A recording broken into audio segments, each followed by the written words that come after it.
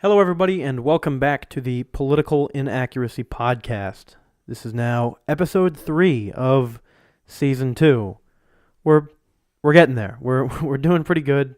We're already at the halfway point for what was season 1. So we're shaping up to be pretty good. Also, so far, fingers crossed, these seem to all be on time. Actually, weekly uploads. Episode 2 was sort of a day late, but it's because it turns out the cameras are a bit of a bigger pain than I had initially expected them to be. But we're gonna keep trying them for now, for the time being. So as you'll soon be able to see, I probably won't have the cameras on at this point yet. We are in the map room. Don't worry about what exactly the maps mean, where this room is, or why this room is. Just accept the fact that it is, in fact, the map room. Anyway, though, I would like to say, episode 2 went up a day late. Well, actually, it ended up making it the day before Christmas, and I had not even thought about that at the time of recording, that we probably should have addressed that in some manner, but we didn't, so let me do that now. I hope everybody here had just a wonderful Christmas, actually a joyous holiday season in general. And then this should be out a day or two before the new year, again, depending on how long this takes to edit. So from all of us here at Political Inaccuracy, both everybody who's working with us this season, everybody who's been around in the past, we'd like to wish you all a happy new year. And best of luck in all of your resolutions. I think the best resolution we can have for this podcast is to actually keep the resolutions that we normally try and make. So like when we say we're going to do an episode a week and then we don't, or when we say we're going to have on guests and do video and all that sort of stuff, and then we don't, at least that was our tradition in the past. I think maybe 2019 can finally see us keep a couple promises every now and then. Maybe. I don't know. Fingers crossed on that one. But in the notion of keeping promises, we did actually manage to keep our first one, that we were going to try to expand into video. Well, first of all, that we were going to hopefully sort of for the time being keep up to weekly uploads. We've got that. We said that we wanted to try to get stuff done over the break, and the one weekend that our break encompassed. This episode will be going up then, and we should have another one ready to go next week. No problem. I don't see why not. We expanded into video like we promised, and now perhaps most excitingly, and this is something that's going to carry with us for pretty much the rest of the season. Certainly not on every episode, but we've got a long list. Let me put it that way. So we're going to have to definitely crank out a bunch of these. This is our first guest episode of the season. First of all, let me welcome back, of course, Frank Franino. How you guys doing? He's here again, which, it's all right. You know what I just realized? Tell me. You were wearing that shirt last time we were recording. I actually was not. No, I was wearing a Pink Floyd shirt. I remember exactly the shirt I was wearing. They're similar shirts. This is a different one. Thanks, Frank, for trying to get me. I try. You didn't. This is, in fact, a different shirt. Go ahead, Ryan. You have the episode up? Go ahead. Prove it for me. But anyway, to that tune, yes, we do also, in fact, have with us here Ryan Urtz. Welcome aboard. Thank you for having me. Ryan is he's a good friend of mine. Lives in my town. Went to the same school district that I went to for most of my life until high school. I say lives in my town, but I mean really that's like basically over the summer and for a short period of time over break, as is with most people in college. But Ryan is in fact in college, and beyond that, he is in a bit of a special college. You want to tell the folks where it is that you go, Ryan? Of course. I go to Norwich University in Northfield, Vermont. It is a senior military college, and I go there, and I'm in the Army Department, currently enrolled in ROTC, looking to commission in 4 years as an active duty officer in the United States military. So there you go. Yeah. So he does like military stuff, which I do not. I could not. Getting up at 4 o'clock for PT. Oh Lord. Never. See, that's the thing. I can never do it. I 4 or think 5 o'clock. I think I have it bad. I get up at like 5:45. Which, as far as like people at my high school goes, that is pretty bad because most people in my school can get up at like 7 o'clock, and they're still fine. Frank probably gets up at like 7:15. I don't know. I think I live 7 minutes away from school, and I think I've been late about 12 times already. So Yeah, I have not been late. Tonight. It's good to show. 3.5 years, have not been late. It's because I'm responsible, but that's besides the point. 4 o'clock in the morning for PT. All sorts of. I mean, I've heard some of these stories. Obviously, we've reserved a couple of them for now, which we'll get to. We certainly will. But the other great thing about Ryan, as I said, he's been a very good friend of mine for probably 6 or 7 years at this point. But he's been pretty much involved in almost every time that I do one of these sorts of projects. Ryan lends a helping hand. He was never on any of the episodes in the first season. He hasn't been on an episode yet. But if you look back at any video for the Political Inaccuracy Podcast we've ever done, you will see Ryan Urtz's name in the credits for each of them. That's all of season 1, so far for season 2. And the reason for that is, I mean, I talk to Ryan all the time. As I said, he's a good friend of mine and one of the only few who, at least, until he moved away, lived close to me. So I got to have a lot of conversations with him. And basically everything we talk about on this show is almost in some form or another developed from a conversation that Ryan and I had at some point or another. So we'll talk about something, and usually he'll pose some questions to me, I'll pose some questions to him. We'll both go on, think about it for a little while, and then those ones that I really enjoy, those topics that I find to be really particularly fascinating, are the ones that end up on this podcast. So that's why, as I said, I like to give credit where it's due, and Ryan has certainly been a big help in every episode we've made, even though he hasn't been on up until now. So again, we're really glad to have you on with us here today. Thank you. I appreciate you two letting me on the show, and as over the 6 years I've known you, we've definitely we've had our definite conversations. We've had our disagreements over things. That's yeah. We definitely love getting under each other's skin and trying to make the point or proving the point, no matter what lengths it goes to.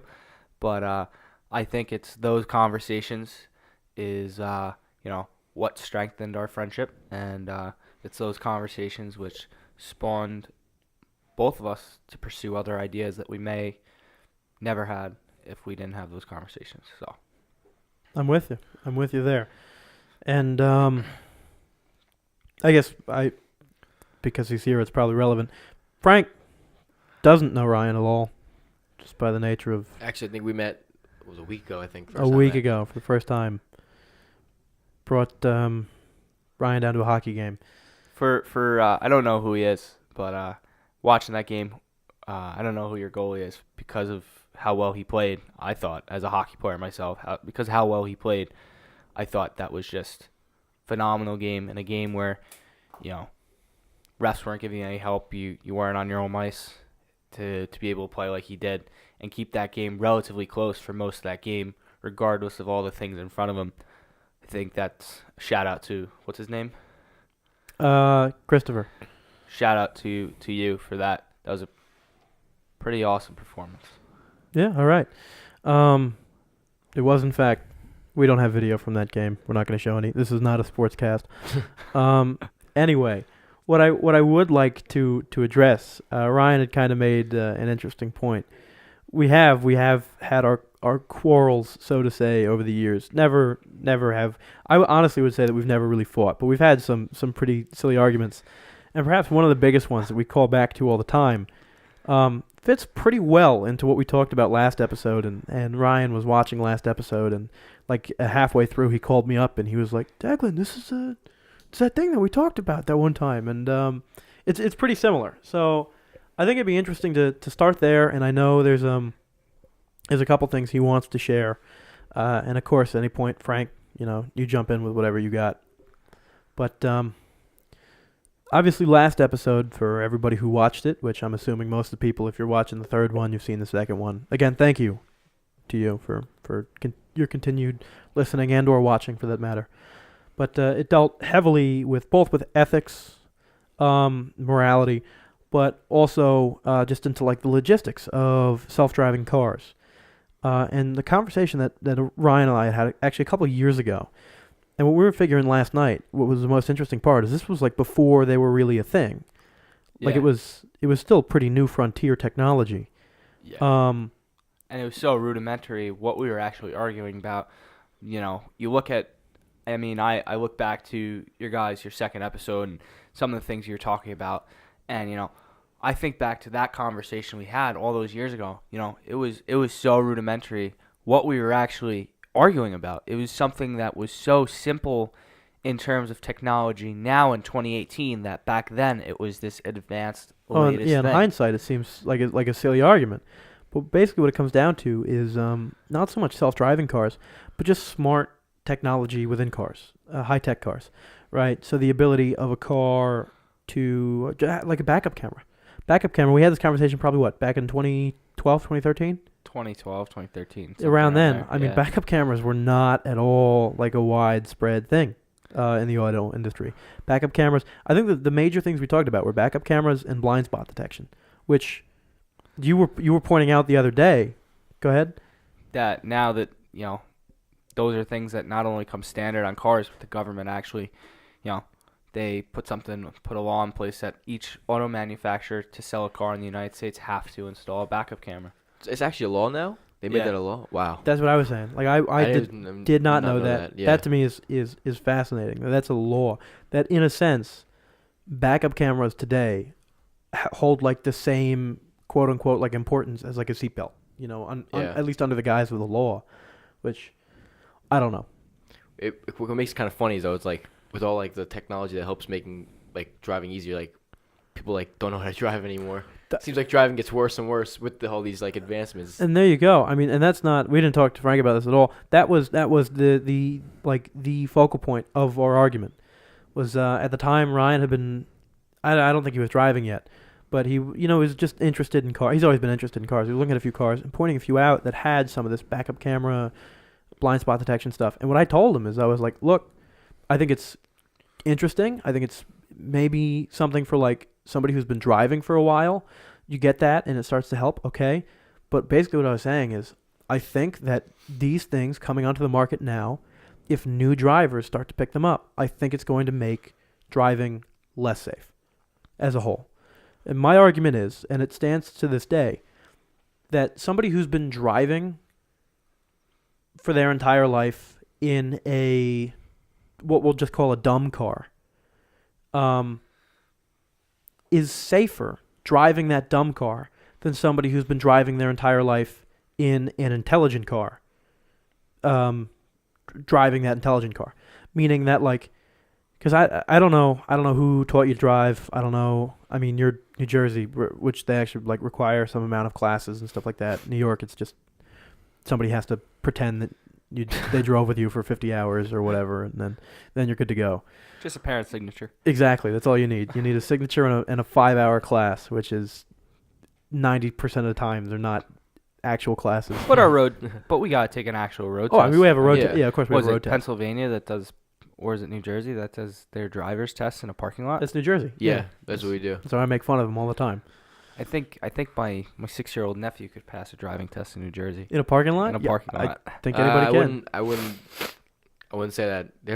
The one, or at least the one where I went to, was actually like pretty annoying. You had like the pretty big stickers about like the little things. About like not hitting things? Yeah, they ought to be. No, yeah. not even like that. Like Is it because you hit too many cones? Yeah, there you go. no, it Did he have a wasn't- it was 3-cone like, maximum? Is that? No, it was like you had to stand at like 10 miles an hour. You went a mile over, you get like a point deducted already. You had like, it was just like very tedious, I guess. I don't know. To be fair, for me, that's a dumb thing. It's like if you want to teach somebody to drive, don't put it like a 25 mile an hour speed limit on It the was course. 10. It was 10 Because on the course. For yeah, us. well, I mean that's even stupid. I mean, yeah, as in New York, we take an actual road test, so you're going 30 miles an hour. Some places the roads will go up to like 40 where you take the test. How long is your test? I mean, in New York, There's- it's like 7 minutes. Yeah. Oh, ours About 7 minutes. probably takes about 20 minutes because you have to do a parallel parking, like a regular parking, backing into a spot, just driving backwards without like swerving. Then we have to do the actual road test in a parking lot where there's different lines. You have to stay in the lines. Like they have like these like small little stop signs that are like 2 feet tall. You have to like stop by. This is just annoying. Well, we probably drive for about 7 minutes. You parallel park once. After you parallel park, you back up for like 10 feet. You do a K-turn? I do a K-turn.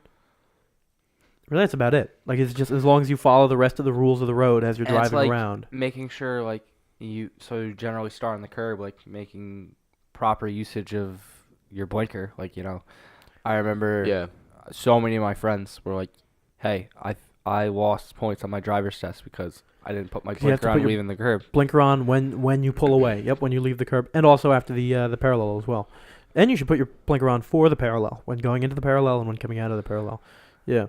Yeah. Hey, you're welcome if you haven't taken your driver's test yet. Now you know. Expert driving with Declan. There you go. Yeah, because we're all qualified to tell you all about this because we've been driving for a combined total of, 6 years? If even. Yeah. Why? I mean, I'm a year older than you guys. I've been driving since. Yeah, well, I'm saying even if you, I mean, I've been 3 years. I've been like 6 months. I've been. Frank, you've probably been a little under a year. Yeah, It's like 9 months. yeah, not even like 5 years. So anyway, just take that advice with a grain of salt. We'll put it that way. Anyway, the whole point is there, right? So, having this discussion that we did about smart technology in motor vehicles, in cars, the debate really is that, like, again, I don't know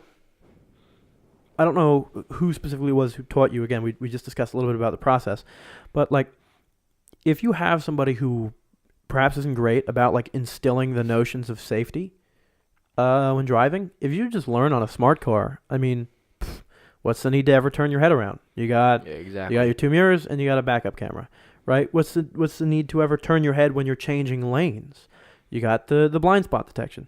Whereas it's like, for me, if you don't have those things in your car, but you never had those things, you'll be so grounded in like this notion of safety that even though checking over your head or looking behind you before you back up doesn't give you quite as good information as an actual backup camera or a blind spot detector did, you'll just be so like inherently cautious to begin with that like the initial notion of trying to do some maneuver in a car is something, that you're going to actually like think for a second or two about before you do it. Whereas, again, in a smart car or an intelligent car, you flick the blinker, and if you don't hear a beep beep beep, then you're pulling into the lane next to you. Yeah, exactly. Without having a second thought, checking the mirror or turning around behind you. And I think people should do that regardless if you have the technology. well, that's what I'm saying. Yeah, exactly. But if you grow up with it, or if you learn with it, I should say. It's like you become reliant on It's it. gonna be at that the point. it's gonna be the generation.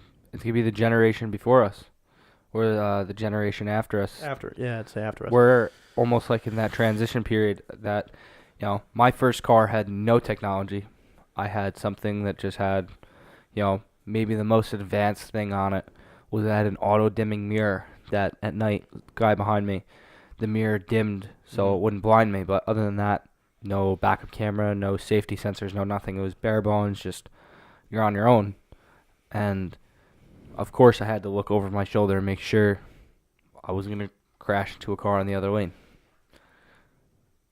Yeah. No, I mean, and like something else though that you had mentioned to me, which I find interesting. So that's becoming like the norm, and it's becoming, I mean, even government mandated at this point. You'd also talked about, I forget what car it was, but now because of that, cars like they're also totally changing up the way they do like dashboards and screens and all that. I forget the exact car or make model you were telling me about, but I mean, you have like Mercedes and Audi that, as these cars get more and more advanced, consumers are asking more for the dollar. These companies are asking you to fork out 70, 80, 90, even $100,000 plus for these luxury cars. Yeah, it is And true. you know, I have friends, and I've seen these cars that, you know, like a Mercedes, like the S-Class came out, and the new generation S-Class came out in 2014. Two 24-inch monitors pretty much right in front of you that is configurable. You can have a full navigation map where on a normal car, your tachometer and your speed gauge would be. But now it's a screen. So that's just another piece of technology that could distract you when you're driving.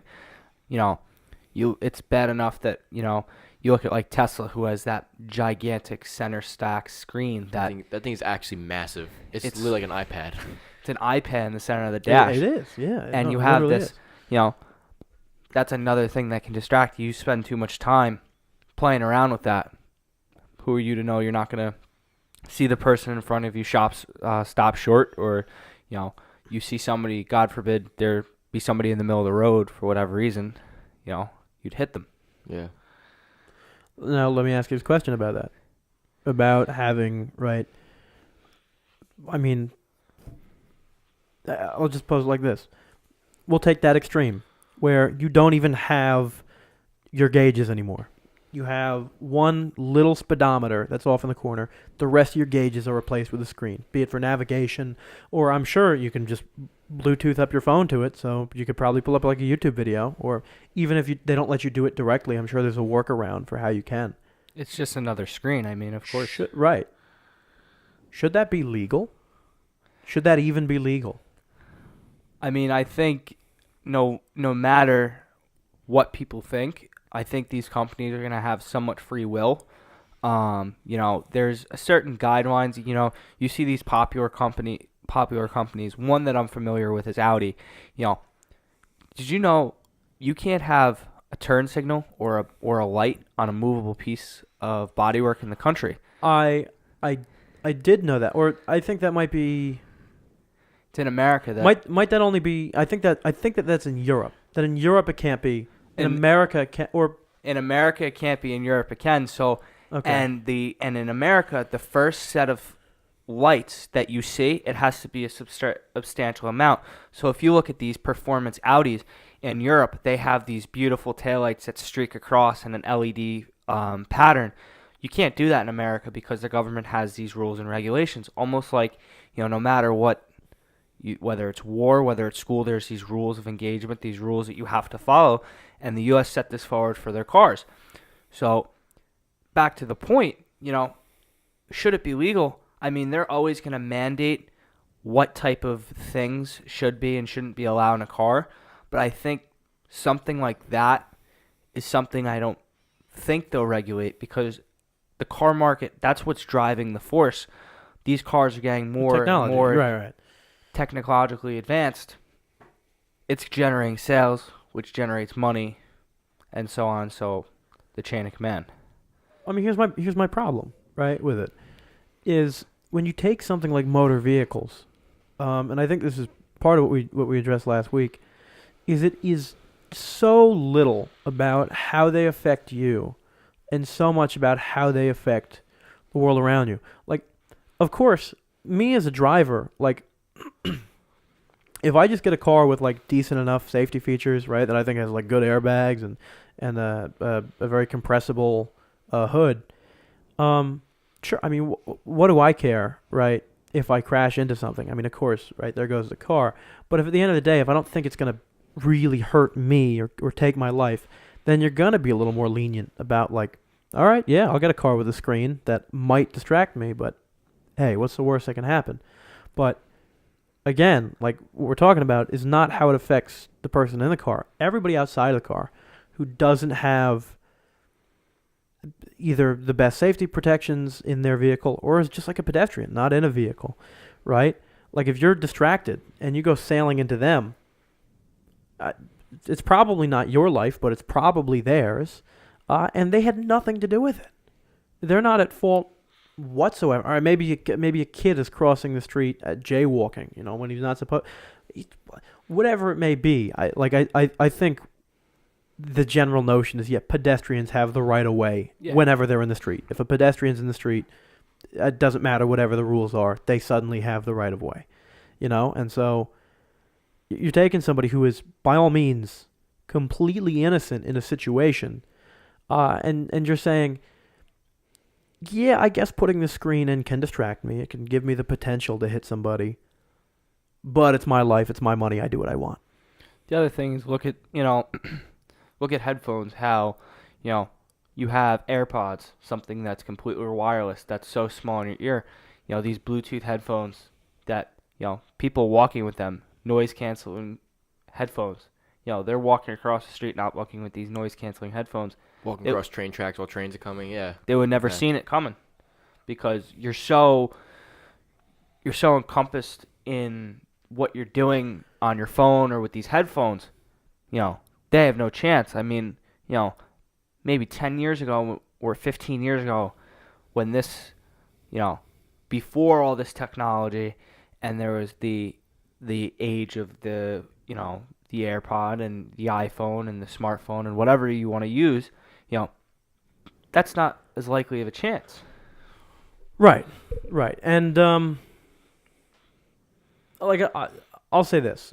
I definitely agree with you. There is like a new era of like not only distracted driving but also just like distracted pedestrianship. I'm with you there. But at the same time, I mean, like, most of this stuff isn't horrifically new. Like, it's in the sense that, like, I mean, a Sony Walkman and headphones have been around. I was actually about to mention that. Like, they had Walkmans. What was it? Like, since the 1980s. Yeah. I mean, it's like not in any way like unheard of for like people 100 years ago to have been crossing the street reading a newspaper, like in New York or something like that. Like, distracted pedestrianship has been completely available and I would argue completely acceptable for since before there were cars, since as long as there have been pedestrians. That people accept the fact that, like, if you're walking around, walking is not the only thing you need to focus on. Because worst comes to worst, as a distracted pedestrian, the most damage you could cause to somebody else is like bumping into them, maybe making them drop something, right? Yeah. As a distracted driver, the most damage you cause to somebody else is, well, their life. You know? So I don't know. I'm going to say I don't think that those are comparable in that sense. Like, I don't think you can point to stuff like that and be like, oh, well, see, it falls in part on the pedestrian. Like, I don't know. I think it always boils down to, regardless of what the pedestrian is doing, regardless of who they are, one of the first rules I was ever taught when learning to drive is pedestrians have the right of way. That's what it is. Exactly. Yeah. They're in the street. Somebody is in the street. It is their street. You have to wait for them. It doesn't matter if they're breaking any rules, they're breaking any laws. Somebody can deal with that later. But you can't just run through them. That's not how it works. Yeah, I think if like someone has the ability to like physically watch something on like their screen in their car, I don't think that's probably. I feel like that shouldn't be like allowed. Cause I think like one thing, listening to something is like one thing. If you're walking around saying or listening to like music really loudly, because that's like you're not necessarily focused on the road, but at least you're like watching the road. But if you have something visual, you're actually like focused with your eyes you're now, looking and at you're looking, and you're basically like not looking at the road at all. I mean, the hard question becomes, where can you draw a line? Because I mean, in the car that I drive now, like there's a built-in navigation system that I don't use. I put Google Maps up on like on the dashboard, my phone up on the dashboard, but like to suggest, that might be just as bad than to have to glance down at my phone. I mean, I think in some cases it's more acceptable. Like, sure, Google Maps mainly it's just talking to me. I'm not watching it so much as I'm listening to it.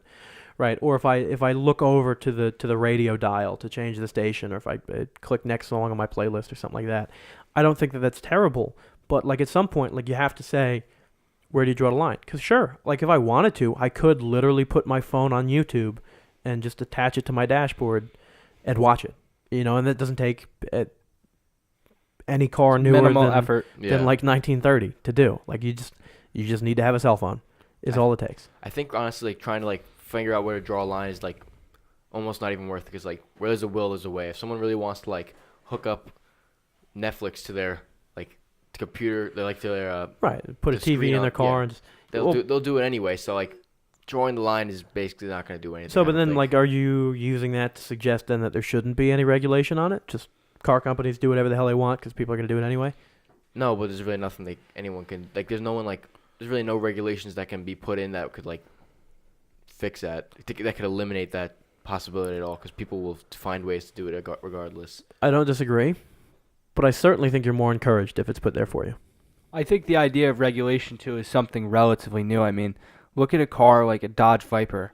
You know, an early '90s Dodge Viper, no traction control, no stability control, no nothing, no. It was just raw American power. You know, more power than you probably will ever use in a car. It was a sports car that it was put together pretty poorly. You know, that car offered no appeal other than it was stupid fast, it looked good, and it was cool. But something like that was never regulated because at the time, it was just acceptable. And no one cared. No one cared. I mean, when did disc brakes become are they even mandated now? I don't think so. I think no.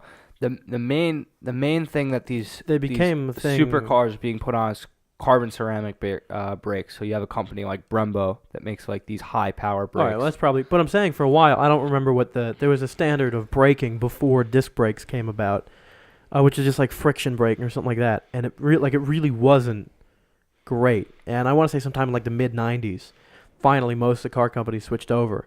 But I don't even know if it's mandatory. It's mandatory that you have a good braking system in the car.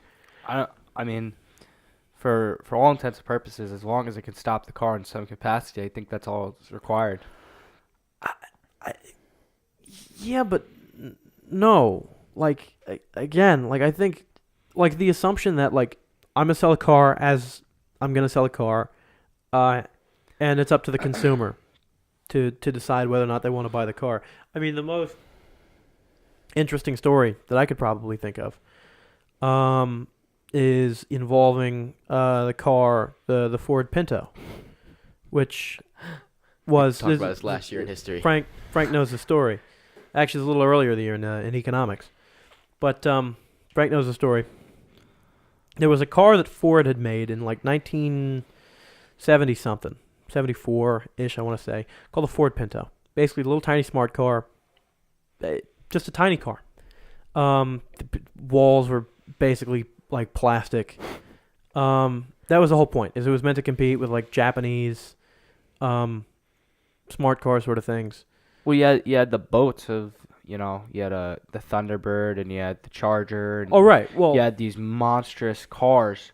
The Pinto was designed to target the guzzled all the gas, right? And this is for people these who Japanese smaller cars that were fuel efficient. To compete with that, right? But here's the thing: the gas tank for this car was located in the rear, and the separation between the gas tank and the cabin of the car was like a 1-inch thick piece of plastic. So if ever the car ended up in a rear end collision of above 30 miles an hour, the occupants of the car would basically be sprayed with the gasoline, and all it takes is for one spark at that point and the entire car is in flames. And long story short, it happened a lot of times. Enough to the point where they got sued, there was a whole scandal, people found out that Ford knew about this and calculated for it. But my whole point here is trying to suggest that there are a lot of stupid things that a car company could do to cut costs. If the consumer knows about them, right, and the consumer's made aware, hey, look, this car could potentially ignite you like a Molotov cocktail. Should the consumer be allowed to say, "Oh, it's okay, I'll still buy that car"? Well, yeah, it's the idea. If they know it's dangerous. It's the idea they put the warning labels on cigarette cards. You know the risk. You're taking it anyway. I think you're still signing up for the risks because you think the pros will outweigh the cons. I mean, regardless of warning, regardless of what they say, they can say, "Hey, this car is a death trap. The chances of you dying are 9 out of 10 times."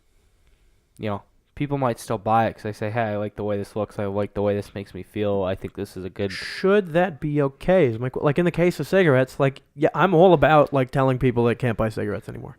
I'm all about doing that. I'm all about saying take it off the market. Because there's no, like, it's one thing if you can prove an inherent benefit. If you can prove to me that there's any such inherent benefit to the sale of cigarettes, then fine.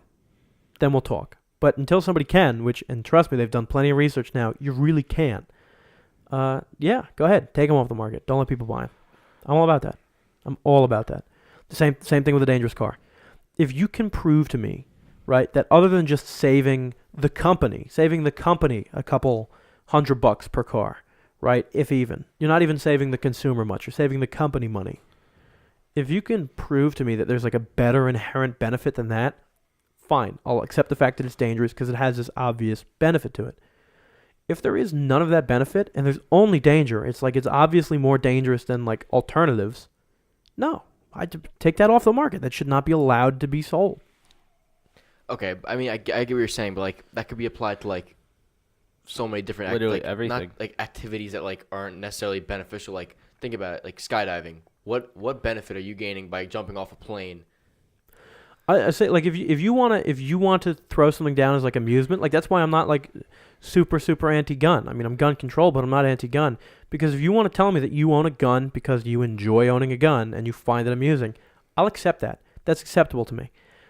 Now, if someone smokes because they genuinely see now, like if you're gonna try and tell me that, like you have like an inherent amusement out of smoking, then what I'm basically going to say to you is like something's loose. Like or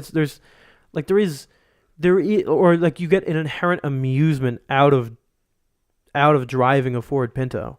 Like no, there is something wrong with that. Maybe not the Ford Pinto might be an extreme option, but like say it's a car, it's like a really nice sports car, like you were saying, it's a Dodge Viper. Yeah, the Dodge Viper. It's like a car, like it goes fast, looks nice, and you get amusement out of driving the car, but it might not be that safe, and you might actually like get injured. What about pro sports? You know, you've been with me to numerous Met games, and you see where we sit. Yeah, there's protective netting, but you know, you never know what could happen.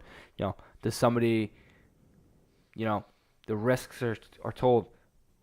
Be aware, live balls and bats can fly into the stands at any time. I mean, you look on YouTube, there's times that these pro players, as much as they are professionals at what they do, they'll let go of a bat because it slips out of their hand and it flies and cracks somebody in the front row. Or, you know, I'm not disagreeing with that. Is that the same case where, you know, you signed up for the risk that there's a chance that a ball can be hit into the stands at over 100 miles an hour, because let's face it, these pitchers throw 90, 95, 100 plus in the major leagues. Yeah, people have exit velos of like 110 at sometimes. Like guys hitting baseballs at 115 miles an hour. If you have a kid that's sitting there on his phone like this and he gets cracked in the head, you know, he signed up for the risk. Hey, I knew coming here there was a chance one of these guys are going to hit a ball out here and it could hit me in the head if I'm not aware. Yeah, I mean, just like what I said, like in terms of like firearms, like if you can claim like an obvious and like an acceptable benefit, like you enjoy doing this, okay.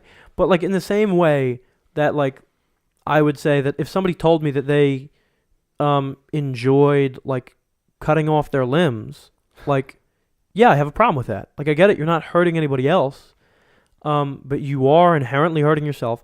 And like, in order to receive a benefit out of that, I'm not going to say that you have to be crazy, you have to be a nutcase, but like, obviously something's probably not right. And I'm not going to say that anybody who smokes cigarettes is wrong in the head, because most of them, it's like they started for probably a bad reason and now they're just addicted. I get. That's totally fine. But the notion of like telling me that you're not addicted to cigarettes and you just smoke them because they're fun to you, like, yeah, then I'm going to equate that to somebody who intentionally self-harms and says that it's amusing. Like, I'm not going to say that makes it acceptable.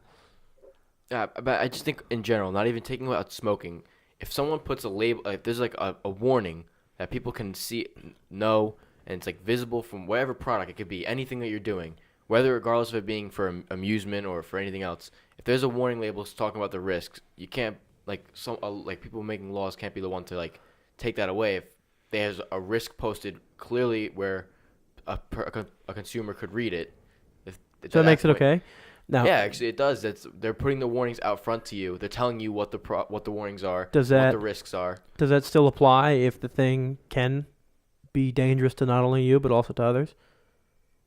I mean, the risk is there. I mean, you look in these cars. I mean, I don't know about your car, Degman. We have the same brand, same car, just different years. Right. My car has a navigation system. I have to pretty much, it's terms and conditions. You have to hit okay. You can't avoid it. That it forewarns you what can happen. Don't take your eyes off on the road. It gives you that legal warning right in front of you.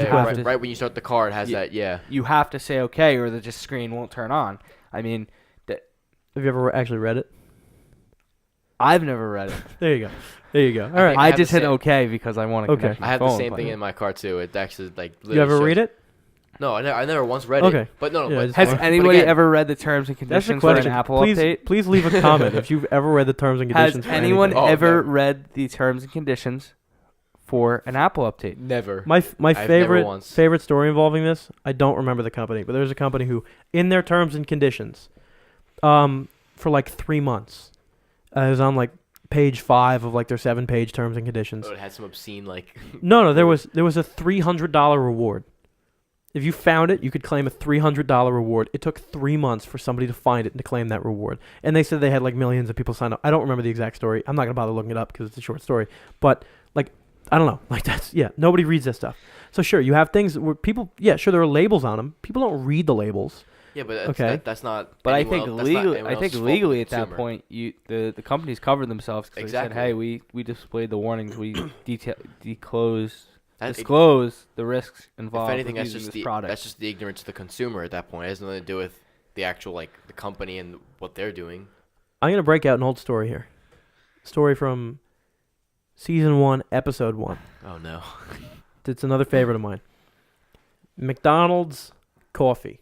Yeah, don't embarrass kids. Famous court case involving a woman suing McDonald's because her coffee was too hot. Yeah, she burned herself in the car, right? And I don't know if it was in a car. I don't know where she did, but she burned herself. And why people find this argument dumb is that it was revealed everywhere, like on the coffee machine, on the cup, it said caution hot. All over the place. All over the place said caution hot.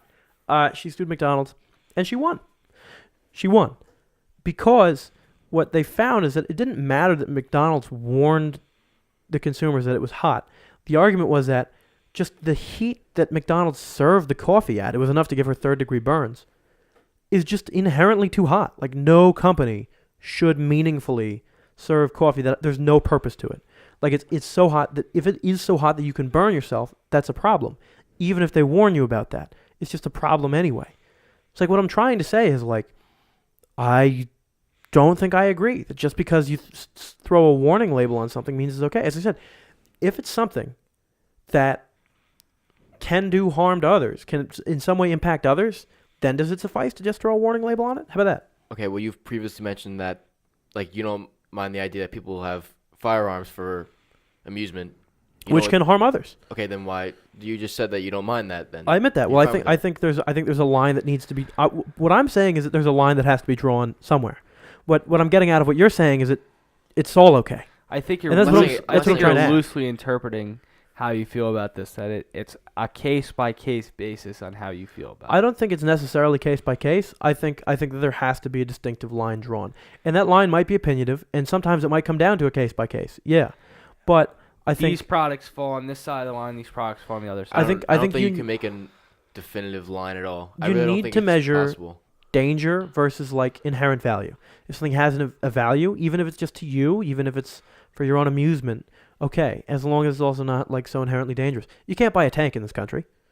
Suppose you might really enjoy driving a tank. Doesn't matter. You can't buy one. Can't you buy one that's demilitarized? You could buy a demilitarized tank. Sure, that's just a car. Oh, it's still a tank. Okay, it's by technicality, it's still a tank. It's a car with a lot of armor. Sorry, Declan. We can't go around shooting missiles at people. It's got treads, right? See, that's my. But my point is there are a car company in this country cannot produce a vehicle with a weapon on it. You can't. You can't, and you especially can't produce a vehicle with like an anti-vehicle weapon on it, like a howitzer cannon. You can't do that, regardless of how much you want it or how safe you say you're going to be with it. Like society has established that's too dangerous. You can't purchase a nuclear weapon. You can only purchase like very trace amounts of like uranium from really sketchy sites online, and if you do it, the government's going to be watching you. Can you really? But you actually can. Yeah, you can buy like yellow cake uranium. That's the topic. That's the thing for the next episode. We're just surf the dark web. We're talking about uranium. Where can you buy uranium? But my point is, like, you can't. Even if you have enough money to, you cannot purchase a nuclear weapon. Society has like collectively said that's a bad idea. So like obviously we already have lines drawn. So like, are you suggesting that's a bad thing? That like, oh, free market capitalism. If you want to buy a nuclear weapon, let them buy a nuclear weapon. No, that's not what I said at all. But like, I'm just saying that drawing the line is not like it's not so like it's not an easy thing to do. I'm not saying it's an easy thing to do. I don't think it's almost a possibility, especially with like the billions of products we have. Where how can you like sort through which ones are like which ones you can actually do to try which ones are actually like where the line should be drawn at, like how you like I don't know how would you even go about doing that? I mean, I think there are some obvious ones that you can like take off the list. You said yes, anything that is like has the capacity to cause like severe harm to another human being. No, I'm just gonna go. I know like this is like what about like something like cookies, right? I know that like people like to eat them and they taste good and stuff like that, but like what about all the problems they could cause with all obesity? Okay, you're saying and stuff like right. that. Okay, maybe they taste good, but is eating something that tastes good, is that worth the risk of harming yourself for the long run? I think in some sense I'm okay with at some point putting some restrictions on food just beyond like warning labels. I think we can go further than just saying like, oh, calories or blah blah blah. I think like if the government like the government can't our government at least can't do that in New York City. I don't know if it's still in effect, but for a while they had banned 32 ounce sodas. Yeah. Michael Bloomberg. Yeah. You couldn't. Gotta love him. Yeah, that's good for him. But to be fair, at least he hasn't named a bridge after himself yet. But anyway. This started with cars, by the way. I think we were at cars at some point. We started off with Audi and Mercedes with their screens and. Yeah, well, we started there. We went somewhere else. Welcome to the podcast. How it works. I've watched the episodes. I see where this goes. Yeah, exactly. We'll come back eventually. That's there you go. That's the other New Year's resolution. Yeah. Exactly. That we come. Let's not go off on a wild tangent. We'll go off on a wild tangent just as long as it eventually boomerangs back. That's the only. To be like you were saying before, with like regulating food, what food people eat, like. Okay, 32 ounce soda. That's not really regulating what you eat. It's just like kind of regulating how much of something you take. That's different than saying what you can and can't eat. It makes it more difficult. Is my like obviously like you can't ever regulate anything. I mean, cocaine's illegal. You can get your hands on cocaine in this country. Like that's inherently true. In a lot of states, fully automatic weapons are illegal. You can get your hands on fully automatic weapons in those states. However, if you just make it more difficult to access, so sure, you could still drink 12 gallons of Dr. Pepper, but if it's more inconvenient for you to drink 12 gallons of Dr. Pepper, then if you live in like New York City and you gotta drive all the way to New Jersey, there you go. Then with the traffic and everything. That's God, right? And then you gotta. Why am I driving to Jersey? And then you gotta cross a bridge that's named after the governor that you love. Yeah.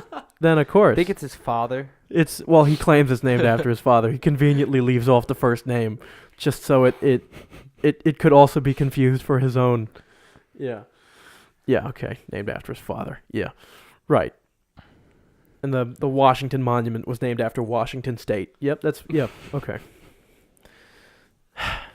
Anyway, my point being, if you put something in place that obviously like impedes upon somebody's ability to do something harmful, I think that's the best you can do. Like, sure, if you were to put a ban on any food that in one serving contains over 500 calories, you can't have over 500 calories per serving, right? Like, even if you put that ban in place, sure, somebody could go out and buy 12 of them. Like that's. Yeah, like you can, obviously you can't like literally limit somebody on how much they purchase of something. Like that's never going to happen. I understand that. But if you just make it more difficult for them to do that, the want for it will go down. There you go. This is where we tie back in. Cars, as I said, Like the whole thing with having that dashboard in front of you, like sure, as you had pointed out, Frank, and totally correct. If there's a will, there's a way. Somebody can do it anyway. But if you're making it blatantly convenient for somebody to do that, I think that it's a problem. And I think that in imposing government regulation that just impedes the ability to make something obviously dangerous convenient, I think that's a good thing. Personally, I think that's a good thing. Couldn't you say it's already in place, though, especially for cigarettes, being you have to be 18 to purchase tobacco products and 21 to purchase alcohol in the country? That is true. I mean, there's some, but that all that does to impede upon is just when you can start doing it. It makes it harder to get it, though. Right. Well, like now, so like if you want to talk about like the excise tax on cigarettes, yeah, that's a good idea. There's a tax on cigarettes that makes them cost.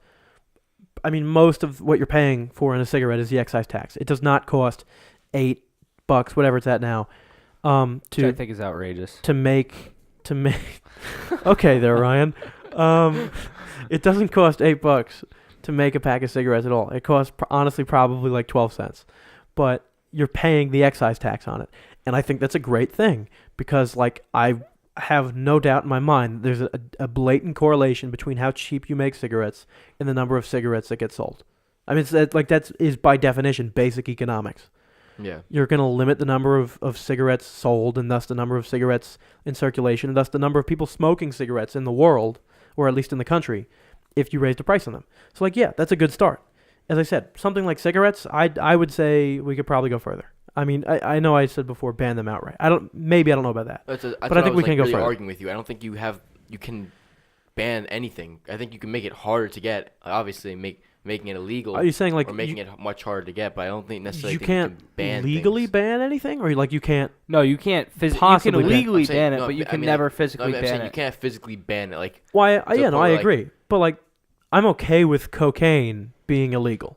Oh yeah, I understand that people can get their hands on it. So like what I'm saying is I don't know if I would really mind too much if cigarettes were illegal. I understand people are still going to be able to get their hands on them, but I think that just having it to that degree of like of difficulty of acquiring in the case of cigarettes is maybe not a bad thing. If we want to bring it back around to the whole car thing. Like I get it. There are going to be screens in cars, there are going to be distractions in cars. You can't ban all of that. I think you could draw a line somewhere, right? But you can't ban all of that. But if you are caught using that navigation system for something other than navigation, or like it's very blatantly not being used the way it should be used in a dangerous manner, oh yeah, brilliant. Take away their license, like for good, or for 5 years. Like I don't care. Like if you're gonna be that dumb about it. Yeah, you ought to be punished. Yeah, I mean, yeah. I have another concept to sort of transition here. Is this like a total non sequitur, or this? Because there's something I would like to bring up. Well, let's hear what you're gonna say, and then figure it out. It was almost transitioning to another conversation we had the other night that you said, "Wait, let's save this when you come on." Okay, this is where I want it to go. Right. So this, in some sense, pulls a little bit back into ethics. So there's something we were talking about last week, where we had mentioned, well, in part the trolley problem, but then we also mentioned in part, what was it specifically that you were not that you want to bring up, but do you remember specifically what it was that we were talking about that it was in reference to? Well, we were talking about morality and ethics, and then personal, situation. Right. Okay. I know what it is now. So the question that we had talked about, right? Is it okay that if you have a 99% surety that somebody's a bad person or that somebody's going to do something bad, does that justify you killing them? And also, at what percentage of surety does it take to be able then to justify that? If you say yes to the first one, Ryan here had found a very interesting story, and it's very much in his field also. So I think this is why it kind of came up in his world. It came out a few weeks ago. It came out. The story in front of me came out on December 13th. It's actually about a former Green Beret U.S. Army major who is actually being brought up for murder charges of a Afghan male who he suspected would act again. They thought he was responsible for the death of 6 U.S. Marines, and he had an intel team that gave him valuable enough information to him that he figured, let me act now while I have the chance to save more lives, because this individual has already hurt U.S. soldiers to begin with. Or the theory is he was a captain deployed in Afghanistan 2010, and this individual booby-trapped a door, killing 2 U.S. Marines killed 2 Marines and wounded 3 others while working with this major's unit. And the theory is, did he, even though this individual is linked to another instance, did he have the right to kill this individual because he thought he was going to act again? And it ties into almost the conversation you had last episode.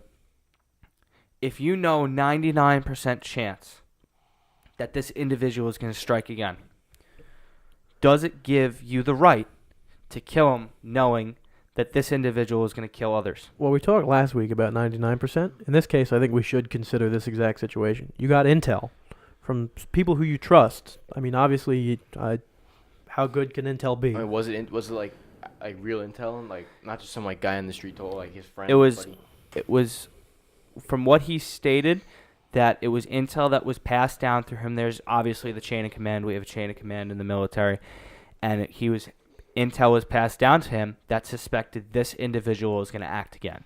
That he had already acted before. They linked him to the death of those 2 Marines and wounded the 3 others in his unit to begin with. Mm-hmm. And he felt, and they felt, this guy was going to strike again. So before doing that, they eliminated him to save more lives. And he's being brought up for a murder. He faces a murder charge for this incident because they feel that he didn't have, even though he was given intel, anything could be fabricated, or it could be wrong intel, or it could be, regardless of what a piece of paper says, they feel unless he had definitive proof that he was going to strike again, that he didn't have any right to kill this guy. I don't know. That's actually when we were talking about it last week, that's still it's a hard call to make. I mean, when I talked to him about it, even though I'm a freshman, I'm 1 semester deep into it, and I'm looking to commission in 4 years. I haven't been there. I went through a process of almost like boot camp or basic training. I was a rook there, and I almost had to go through those training moments and learning to be a full cadet and everything. But my uncle was a chief petty officer in the United States Navy of over 20 years with multiple deployments. And the way I look at this is, can somebody in Washington, or can a civilian, or can an attorney who, regardless of their ex-military, without combat experience, or just a civilian lawyer, can they dictate what that individual felt in that moment? Can they relate to what it means to be in combat, to lose men in your unit? Can you justify, not knowing those experiences, what he did was wrong? And no, I mean, I personally can't. I couldn't, because I can't. Again, you said I can't relate at all to what someone who fought at all has gone through. And in me, when I look at this as somebody who's planning to go into this, and somebody who's planning to almost step into those shoes at some point, I almost feel like that civilian that doesn't know what it's like, even if information's put in front of them, I think they should at least consider everything. Consider that this person had to do what they thought was best, and do what they thought was best for the safety of their unit. Yeah, that's the idea of protecting the overall the population rather than assuming the risk that it may not necessarily be that person. It's if you're protecting your people, or people you love and care about, I think it's it's almost like it's worth the risk. I think.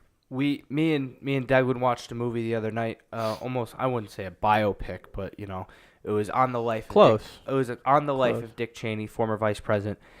And the last bit of the movie talks about how he's asked about the war in Iraq, and he turns to the camera, to the side, to the audience watching the movie, and he talks about that he was asked to do a job. He was asked to provide freedom.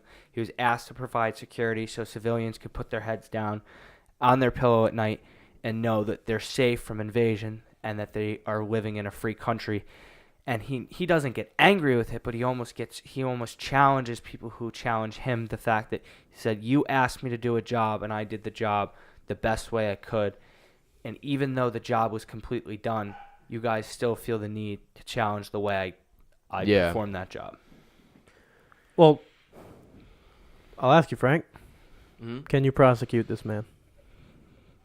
If I was a lawyer, can you prosecute him? I don't think you can. Okay. I mean, Ryan already knows from our conversation. I think so. Again, just the very nature of, I believe in due process. And going out and killing somebody on your own accord is the exact opposite of due process. It's playing judge, jury, and executioner. And I think that is probably one of the greatest crimes you can commit. Because, what you're saying, I'm not saying this man didn't love his country. I'm sure he did. But he's fighting for a system of laws which he himself won't even follow. It's a little paradoxical. Yeah, yeah. It's like kind of it's like being a hypocrite almost. Right. Like, he's suggesting, I love my country of freedom and of safety so much that I'm going to make it so safe that I'm going to kill an innocent man. Or I'm not saying he's innocent, but not yet proven guilty man. Right. Yeah. And so, again, I'm not going to pretend. Ryan brings up a great point, and it's pretty much the point that anybody would ever bring up, right, from the whole military perspective. You don't get it. You don't know what they're going through. You don't understand, blah, blah, blah. That's fair. I don't know what, the thoughts of a man who murders his wife after like a really heated conversation are. You're right. I don't know what he's going through. I don't get it at all. But I think I have enough like moral just being about me to say that it's wrong anyway. It doesn't matter. It's wrong. I don't know. Sure, I don't know what a cop is going through, right? When he sees like an unarmed man and it's a really tense situation and he starts to panic, right? But he thinks the man is armed, something like that. But if he doesn't do his full job as described, then I'm going to say, that he's in the wrong. I'm willing to sympathize. I'm willing to say, I'm not going to say that you killed somebody out of cold blood. There were definitely circumstances here, but if you did not do your job to its full procedure, then no, you're in the wrong. Then you're I would say prosecutable, right? This man, a part of the military, again, if he's claiming that he believes so profoundly in this military, then he should understand the concept of a chain of command and understand the concept that you don't act on your own. You don't do that in the military. And again, just the very nature of going out and doing something like that is contradictory to everything that he should have been trained, everything that he should have been taught, and everything that he claims to love. Yeah, I get what you're saying. I don't know if I think he should be charged with something, but I don't know if it necessarily should be murder. That's what I think. I mean, even just like I don't know what the exact charge. Maybe you're familiar, like failure to perform your duty or whatever that is. Failure to like properly execute in process. I'm what I'm saying is I don't know exactly what it is, but I'm sure there's some kind of. They're charging him with murder during his 2010 deployment to Afghanistan. I might even be okay with that. I'm not saying that I think that's completely unfair murder. I don't know yet, but I'm saying there probably is some other kind of charge that you can get him with, where it's like failure to perform adequately or whatever. I think if anything, he at the least he should be like dishonorably discharged in some way, because based on the fact that although he was doing something for the greater of his platoon or something. But like you said, he acted out against Right. what So orders. you think at least that pending further punishment? Yeah, I think so. Okay. That's at least how he shouldn't be. I don't know if he shouldn't be commended for it at all. I don't think it should be like people should be like happy, Well, I mean, celebrating he did this. Or what I'm trying to get at is what you're trying to say is like that's not like the most severe punishment. You're saying that's the minimum pending something more severe. Is what I'm trying to figure out. Or are you saying like that's it? Like that's dishonorably discharged. I'm not gonna say that's it. But I say like at least he should be dishonorably discharged. But I wouldn't say it should go up as extreme as being charged for murder. That's what I don't think. Okay. That's fair. I mean, obviously, again, I don't know the details. So I can't. I'm not going to say now that I'm okay with like charging somebody for murder when I don't at all know the details behind it. However, that being said, at least the details as I am aware of them, I'm open to it. Sure. That's what I'm saying. Yeah. Like I mean, well, you brought up the point of talking about Dick Cheney and how like he's saying like you're gonna like challenge me on how I did things, and that like even if I got it done, you gave me a job. But again, like he was given he wasn't given the orders to do this. Like that's like you were saying the chain of command. Like Dick Cheney's it was at the time he was the top of the top. Like he is the top of that chain. Right. He gets to invent. Yeah. Whereas the soldier like I'm sure he was fairly like high up in his rankings or whatever, but he still has someone above him. He doesn't get to invent his own missions. Yeah, exactly. Yeah, correct. And what it comes down to, I mean, I guess it's the fact that he took it into his own hands. They talk about how he acknowledged to CIA interviewers that he ordered another soldier to bring the body out to shoot him and to make his body go away, which doesn't help. But yeah, the more I hear, the less I'm on his side. I'll be honest. So wait, was he even the one that murdered the person, or was it someone else? He sent someone else to do it. Well, if he ordered somebody to murder the person, I think that's the same. And I think that counts just as much. I'm not questioning that. I don't know the story as well. There's a fine line between the apparent. With this story, it's more of a fine line because like you have a congressman in California, Republican Duncan Hunter, who's a Marine veteran of both Iraq and Afghanistan, and he steps in and he wrote a letter to the Army Secretary saying he wrote a letter saying that what's this madness, what he said fix this stupidity, calling him a distinguished and well-regarded Green Beret, that these individuals that try and write these documents and try and make these justifications don't understand, which I get it. You say, the man that murders his wife after a heated argument, the same situation, you don't know what he's going through his mind. The police officer that, had one too many instances that he acted poorly and didn't execute his job as a police officer supposed to. These instances, you don't know, and the what if. But almost the fact that, I get if there's definitive evidence and logically proven there that he did something wrong, but until that's given, I think that somebody like this should be given not a pass, but almost the benefit of the doubt that from somebody who's a civilian trying to figure this out, you should respect the service that he did and respect the service and sacrifices he made because of what he did, and try and evaluate it not from this is just a regular civilian or somebody who murdered somebody, but this is someone who made a judgment call while in active duty combat with the interests of his country and his men in mind. And it wasn't even like he had no prior history. The person that he murdered, it wasn't even like he had no prior history. Like he was just some random guy. Like he was just killing an innocent man. No, obviously. This individual they ordered kill was linked to the deaths and wounded other U.S. soldiers. So, right. But here's my point, though, is like when you bring that up, like I think that almost curtails it to some sort of irony, where you're saying, well, just because this is what's purported to be happening, right? We should not look at this man necessarily as a criminal. Due process. Yeah, innocent until proven guilty. Out. And yet, what did he do? he killed a man that he was not certain was going to strike again. That he had some intel who said that he was going to strike again, but killed him anyway.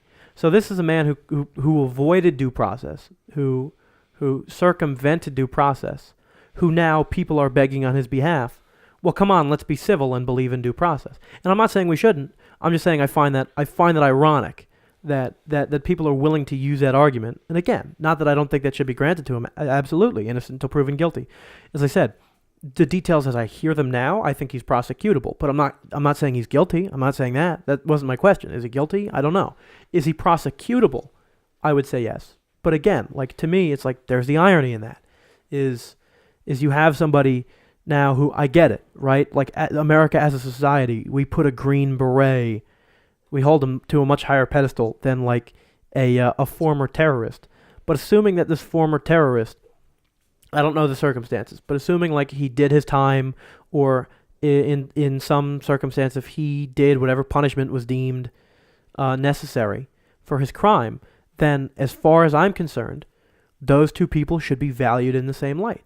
And so if we're willing to kill one of them on a whim, just based on quote-unquote intelligence, whatever that means, then the notion of being like, whoa, lay off the other guy's back.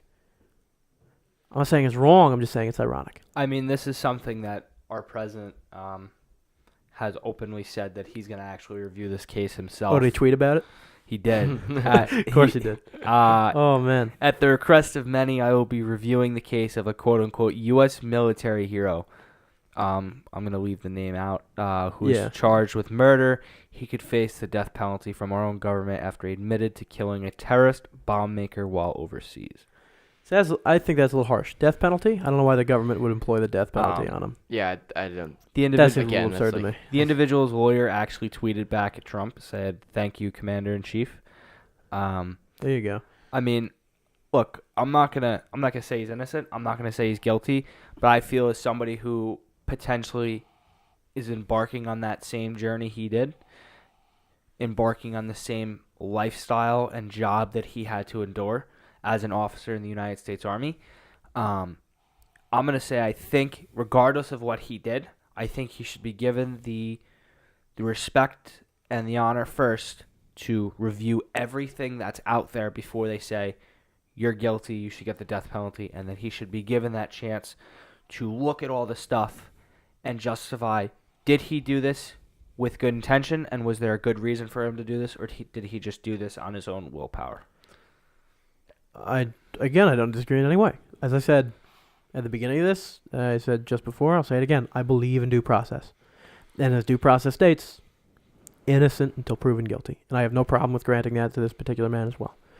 Again, that wasn't my initial question when I asked it. I didn't mean to say, is he guilty? And I don't think that's what I asked. Or should you be allowed? Should you be allowed to prosecute? Is he him? prosecutable? Right. Well, I mean, what I started off just asking Frank, would you prosecute the man? I mean, like, if I was going against him, I would, because like, I would prosecute him, but I don't know if I'd prosecute him on the particular charge they're prosecuting him on. I would say, like, you could on do manslaughter, you'd do it on something else? Yeah, they say you could probably do it for, like, what was it, the failure to... So it was... that's what I was saying, yeah. Yeah, just like you were failure saying, to perform or something like that. That would make sense to me. Failure but I don't necessarily think you can just outright go as far as to say it was just a murder charge, because manslaughter? Obviously he killed the person, but I don't know if it's... We don't know all this. We don't know all the details. I mean, that's the it. biggest problem. I mean, this is something that has apparently been ongoing for a couple of years. It only got main media. He actually sat down and discussed this in 2016, and it's been ongoing since 2011. He was a former Special Forces Green Beret. He was decorated, highly decorated. Was awarded the Distinguished Service Cross, which is the second highest valor medal you can receive. And so, like I said, give him a chance to see what's the truth behind this, go through his case, and take it from there.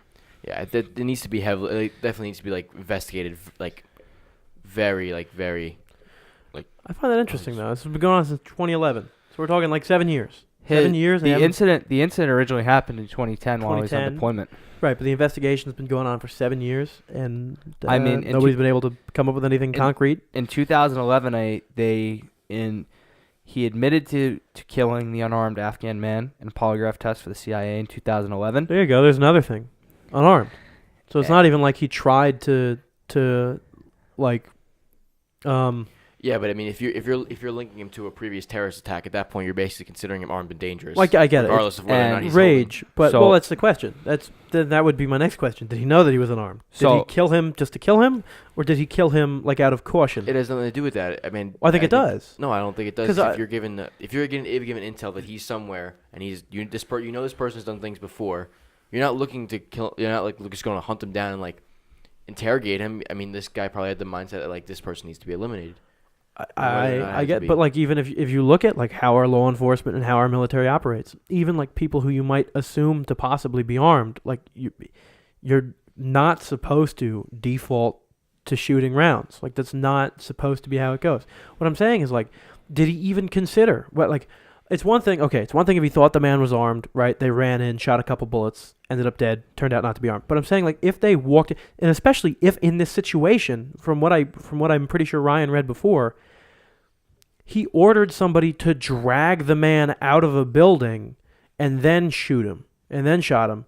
Like do you make no attempt to like detain or to like actually like bring him at least back and then be like, all right, what do we do with this guy? And then you present all the evidence against him and you say, this is the intel that we've received. What do we do about it? The fact that you have a man like perhaps incapacitated if somebody's just like dragging him out of a building. Yeah. And then you just shoot him on the spot. Like that to me doesn't seem at all like justice. It just seems like rage. Which, to be quite frank, I mean, that's not the kind of person I want in the U.S. military. Well, no, I think to be completely honest, like Ryan said, these guys. I'm sure. How long has he probably been up to 2010? He's probably been in the military. He was an 04. I would say maybe basic chain of command, basic promotion rate. Probably I would say over 10, 15. He might have been closer to 15 years in the military. Okay, so 15 years in the military. The experiences he's had, like probably all the tough calls he's had to make up throughout the years. This maybe it seems something like it's something about like where it's not necessarily justice, but if you're given intel about something, I don't know if you can consider it rage rather than just justice making the decision that you think is right. I mean, But again, like that's the irony in it is if he truly believes in fighting for his country, then he knows his country is not about making the decision you think is right. His country is about making the decision the people think is right. No, I understand that, but that's just failure to follow like whatever. It's not a murder charge, but I'm like the major decision you were saying is can you prosecute him on the charges? I don't think you can prosecute him on a murder charge. I think it boils down to they opened the case in 2000. He took the polygraph test in 2011. They opened a case into it. They looked into it. The military looked into it. I guess the government looked into it, and they closed the case. There wasn't convincing evidence at that point. They closed it due to a lack of evidence that they found him guilty, and this was only reopened after 2016 when he openly went out to Fox and interviewed for this, and he admitted to it. He admitted and he said, yes, this happened. And that's what sparked, So he was found innocent, and then he's being tried again. It sparked a probe into the incident, and that they ultimately closed it due to the lack of evidence. So only when he went to Fox News and he admitted, I guess he openly came out about it to maybe clear his name. That's my question. So they closed he wasn't ever found innocent. They just closed the investigation. Yeah, sparking a probe into the incident that was ultimately closed due to lack of evidence. He can't be found innocent. Did he actually again? He never openly admitted while the case was still open that he had done it? In 2011, he spoke with CIA interviewers. I guess there was maybe a tip or something, or there's something along the lines if they had to talk to him about it. He must have said something where he admitted to it, and that sparked a probe that they looked into it, and they just closed it due to the lack of evidence. And then I guess in 2016, maybe it was still following him in his career path or whatever, and he sat down with Fox News and admitted to it, which reopened. Yeah, that's not a brilliant thing to do. Yeah. I think if you admitted it once and got away with it, I don't know if admitting it again is the best. Go out and talk about it a second time. Maybe it was attempt to clear his name. I get that, Hey, yeah. If I Did It. It's a good book. O.J. Simpson. To glove If fit. I glove did. fit, I you mean, must I'm have not. quit. didn't, I'm but not, if I did. I'm not Let me tell you that. I'm not gonna say anything there, but I think everyone knows what happened. But no. Yeah, come on. Yeah. It's not even worth our time. You ever see the videos of the trial of him trying to put on the glove? It's the It doesn't even fit. It doesn't even fit, but he's like clearly like stretching his hand out so he can't fit the glove in. I thought it was a funny part. I think it's the most famous line. If the glove Don't fit, you must have quit. Yeah, exactly. It's up there. Certainly up there. Especially like the white Ford Bronco.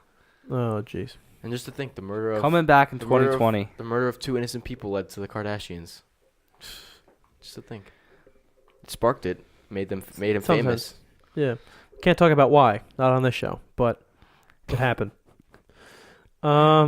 Anyway, I think, like, in that whole discussion, you do bring up something pretty interesting, Ryan. And that's that, obviously, not that you're, like, so deeply entrenched into the whole military life thing, but, I mean, like, you're there, you see it, you know? At this point, right, you're only 5 months in, how much would you say that this has really come to, like, overtake, I don't want to say like overtake your thinking, but how much now does all of this sort of model into how you think? Like, I'm not going to suggest that the military is like Big Brother, right? And they're trying to like brainwash you. But like I'm saying, like, obviously, like, there are certain things that they drill into your head about code of conduct, about morals, about, as you said, chain of command. How much can you I imagine there's definitely some things you can't tell us about, but from what you can, you know. I mean, one of the things that you look at, let me talk about the origins. So, the school was created in 1819 by he was an actual Army West Point graduate, Captain Alden Partridge. The original theory behind the school was create a citizen soldiery. That, you have these individuals that go through 4 years of military training, 4 years of training that they graduate if they don't want to fulfill service to our country that way. They can fulfill that service through being leaders in their community and be leaders in our nation, and they can have this discipline and these traditions, living by honor, living by we have 8 guiding values at school, living by these guiding values, this honor, this value, and living that way. But in terms of how does it change you, I mean, you show up. Now, I can't speak for West Point, I can't speak for Annapolis, I can't speak for any of the academies or the other senior military colleges. But for Norwich, I remember, you come up on the arrival day, and, you don't know what to expect. I looked in the car on YouTube for hours, Rook Arrival Day 2017, 2016, 2015, 2014, going back and back and back, seeing what had happened previously. Because, not only is it a big step because you're going to college for the first time, for some individuals it's going away for the first time from home, but it's the first real set of independence that you're gaining in your life.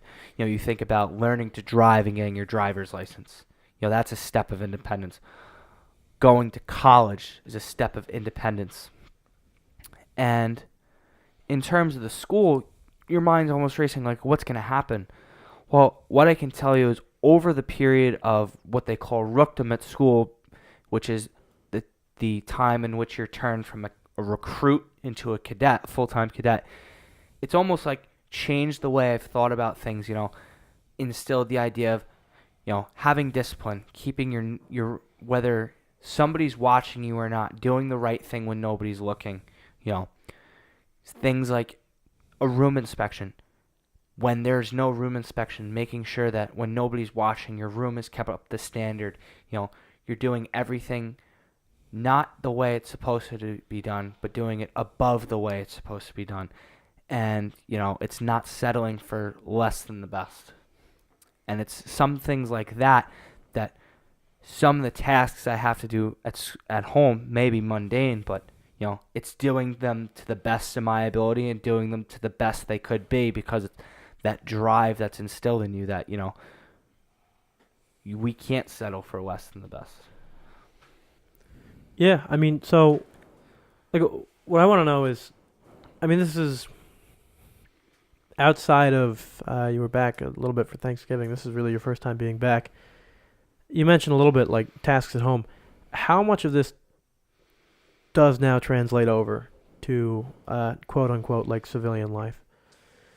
I think, I want to stipulate, like, obviously, right, it would be interesting to ask this question just to somebody in the military, but I think somebody who's so new to the process makes it that much more interesting to figure out. Somebody who's still very much learning the ropes of it all.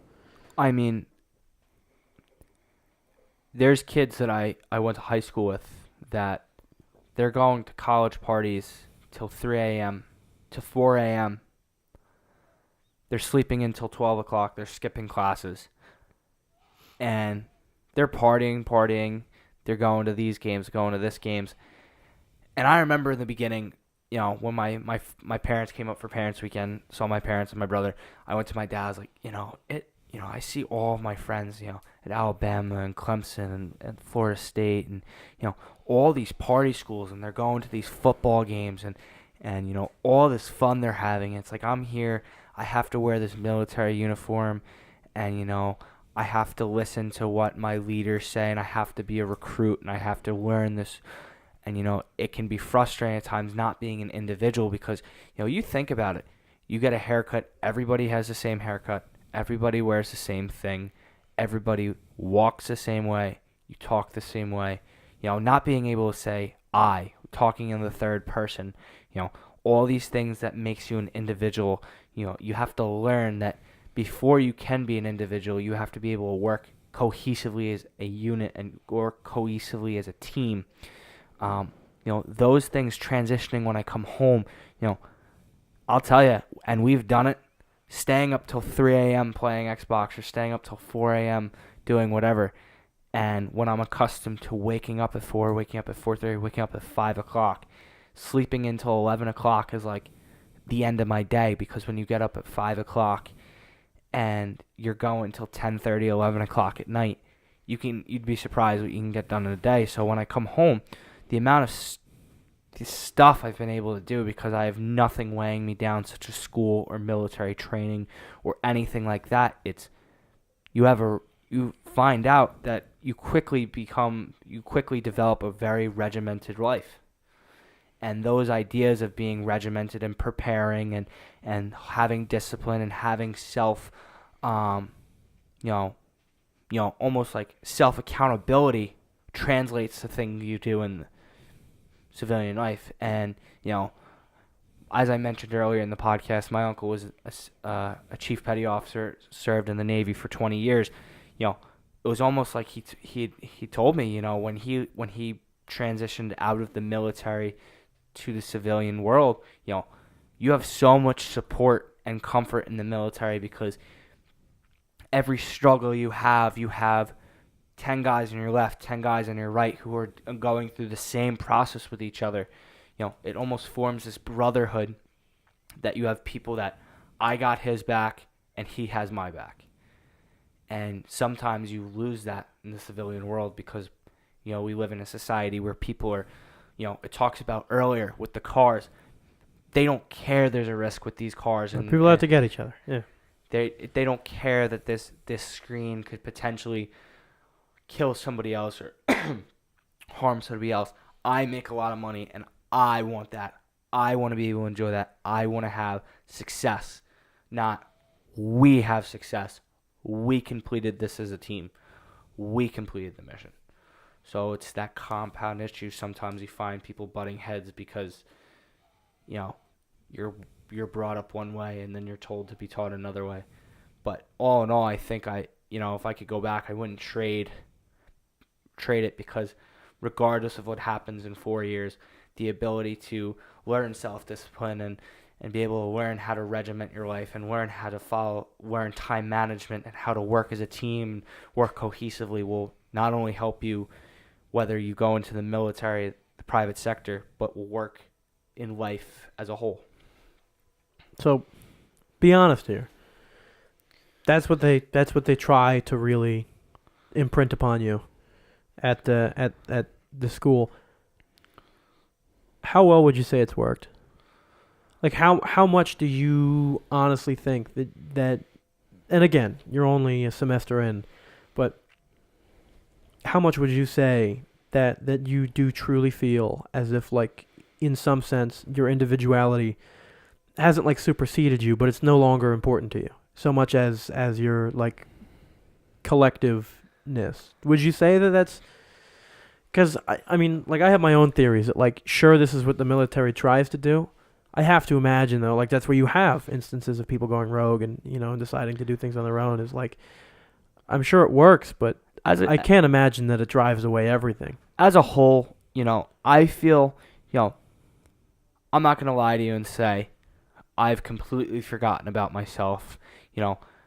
I work with, strength and conditioning coaches, I've told you before, and, one of the things he tells me is, this is a time in my life where I should be selfish for myself, regardless of what it is, be selfish to the point where I'm focusing on my own improvement, on how I can become the best student, how I can become the best soldier, how I can become the best son, brother, uncle, significant other, whatever you want to call it, the best you can be selfish in that fact.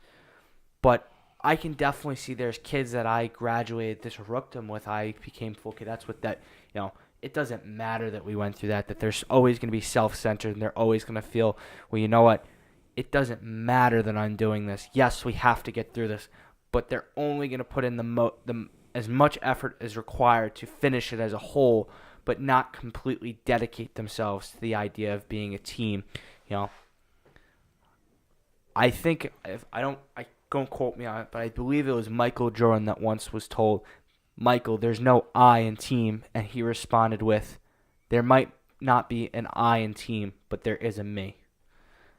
And that right there is where I feel there are some people that, even though we're brought up to be a team and work as a cohesive unit, there will always be individual links that will be self-centered and focused on I.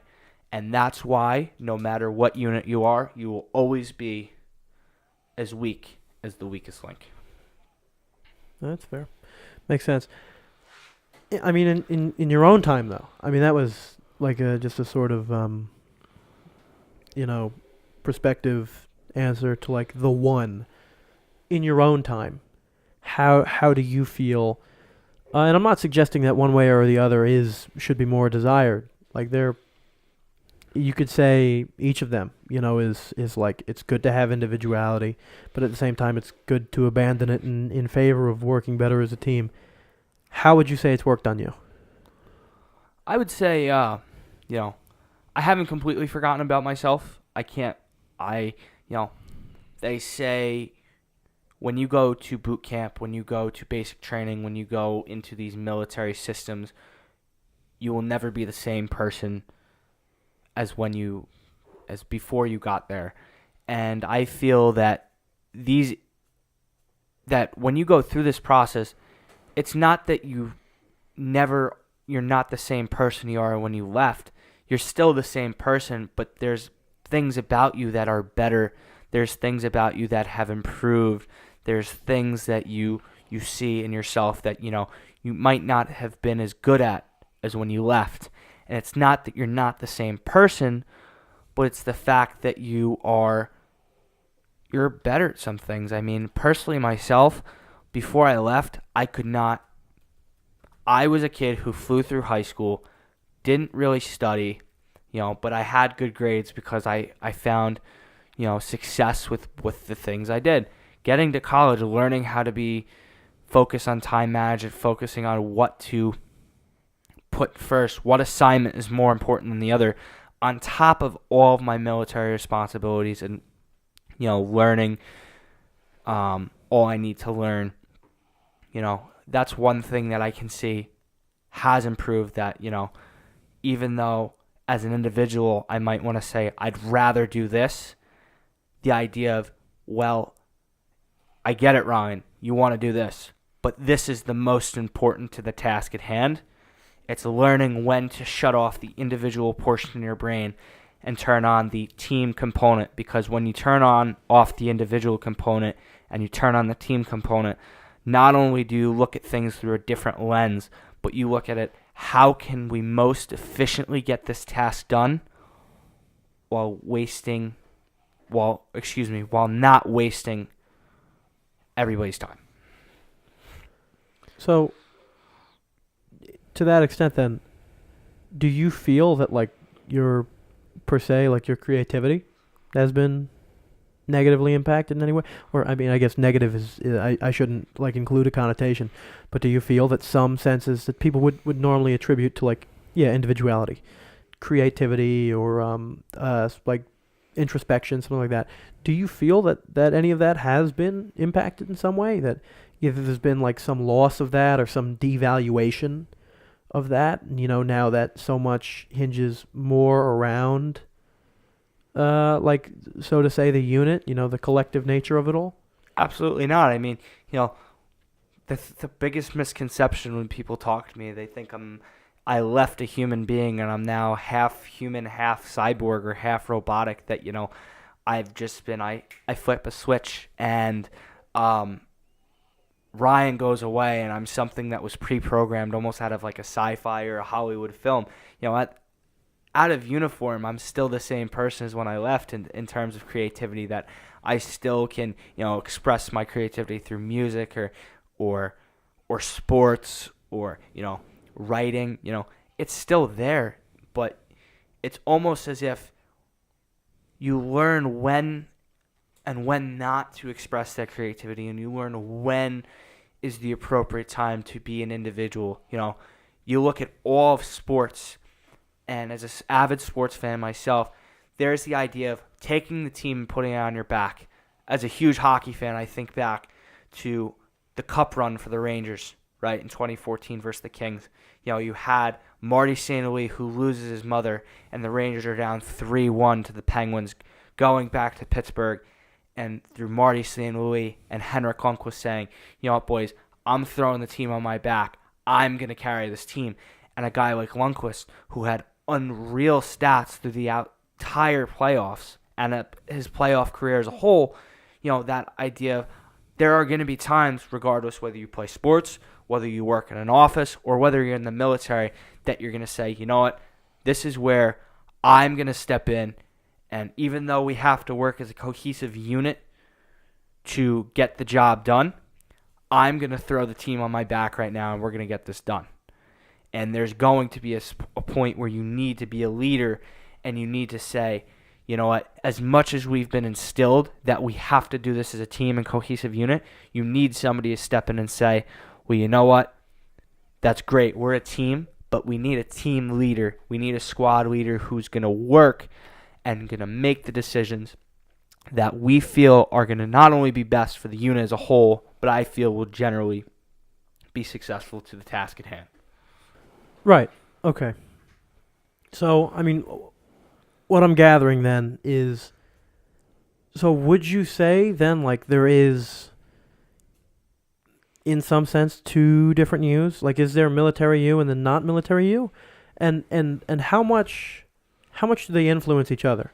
So how much, is there any noticeable way outside of like you said, like the whole regimentality of it, is there any noticeable way that you think like your military life, now that you're back in quote unquote like civilian mode, that you do think it's impacted? If you're saying, oh, you're still the same person, you still have your same creativity, same thoughts, same all that, do you think that there's any like modulation at all between the two? Or is it seriously that like you are one way when you're in uniform and you're one way when you're not? I mean, the way I feel about it is, there's two versions of me. I mean, there's things that I've learned there that I've taken to my civilian life voluntarily. The idea of discipline, the idea of, living by the guiding values, going out of my way to be the best person I can be.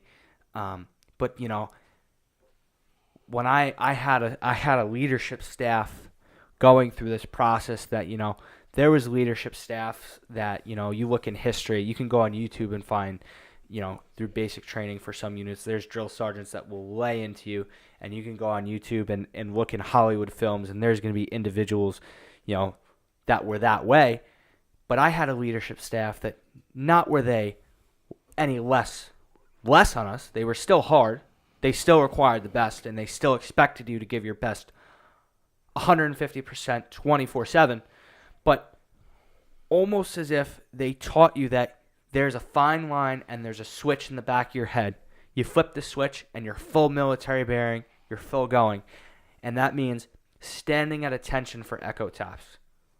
Flipping the switch and you're nothing but military, full military bearing. You're standing there at attention and there's nothing else going through your mind. It flips and then you can flip it off when you're home. And I'm the same guy that you met 6 years ago.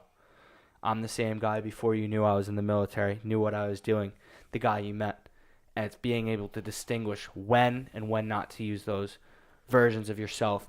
But to answer your question directly, do you think one inspires the other or one folds into the other? I think there's absolutely times where I'll find myself doing something.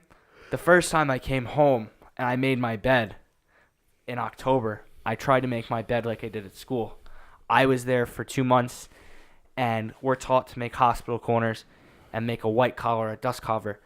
The first thing when I did when I got home was I tried to make my bed the way I used to. And I caught myself and I said, "What are you doing? You don't need hospital corners here. You're home." Something like that is an instance where it crosses in.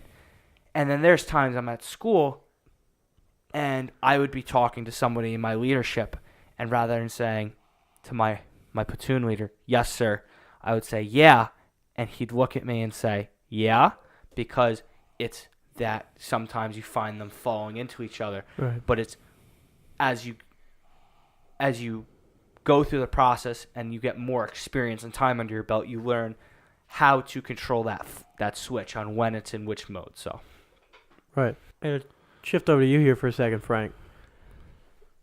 Here's what I as he's been saying this, I've kind of been trying to think about this a little bit. Is there anything you can recognize in your life that has a similar effect about it? Is there anything that you know of, anything that you do, right, where like you think that it has to be like so far removed from something else?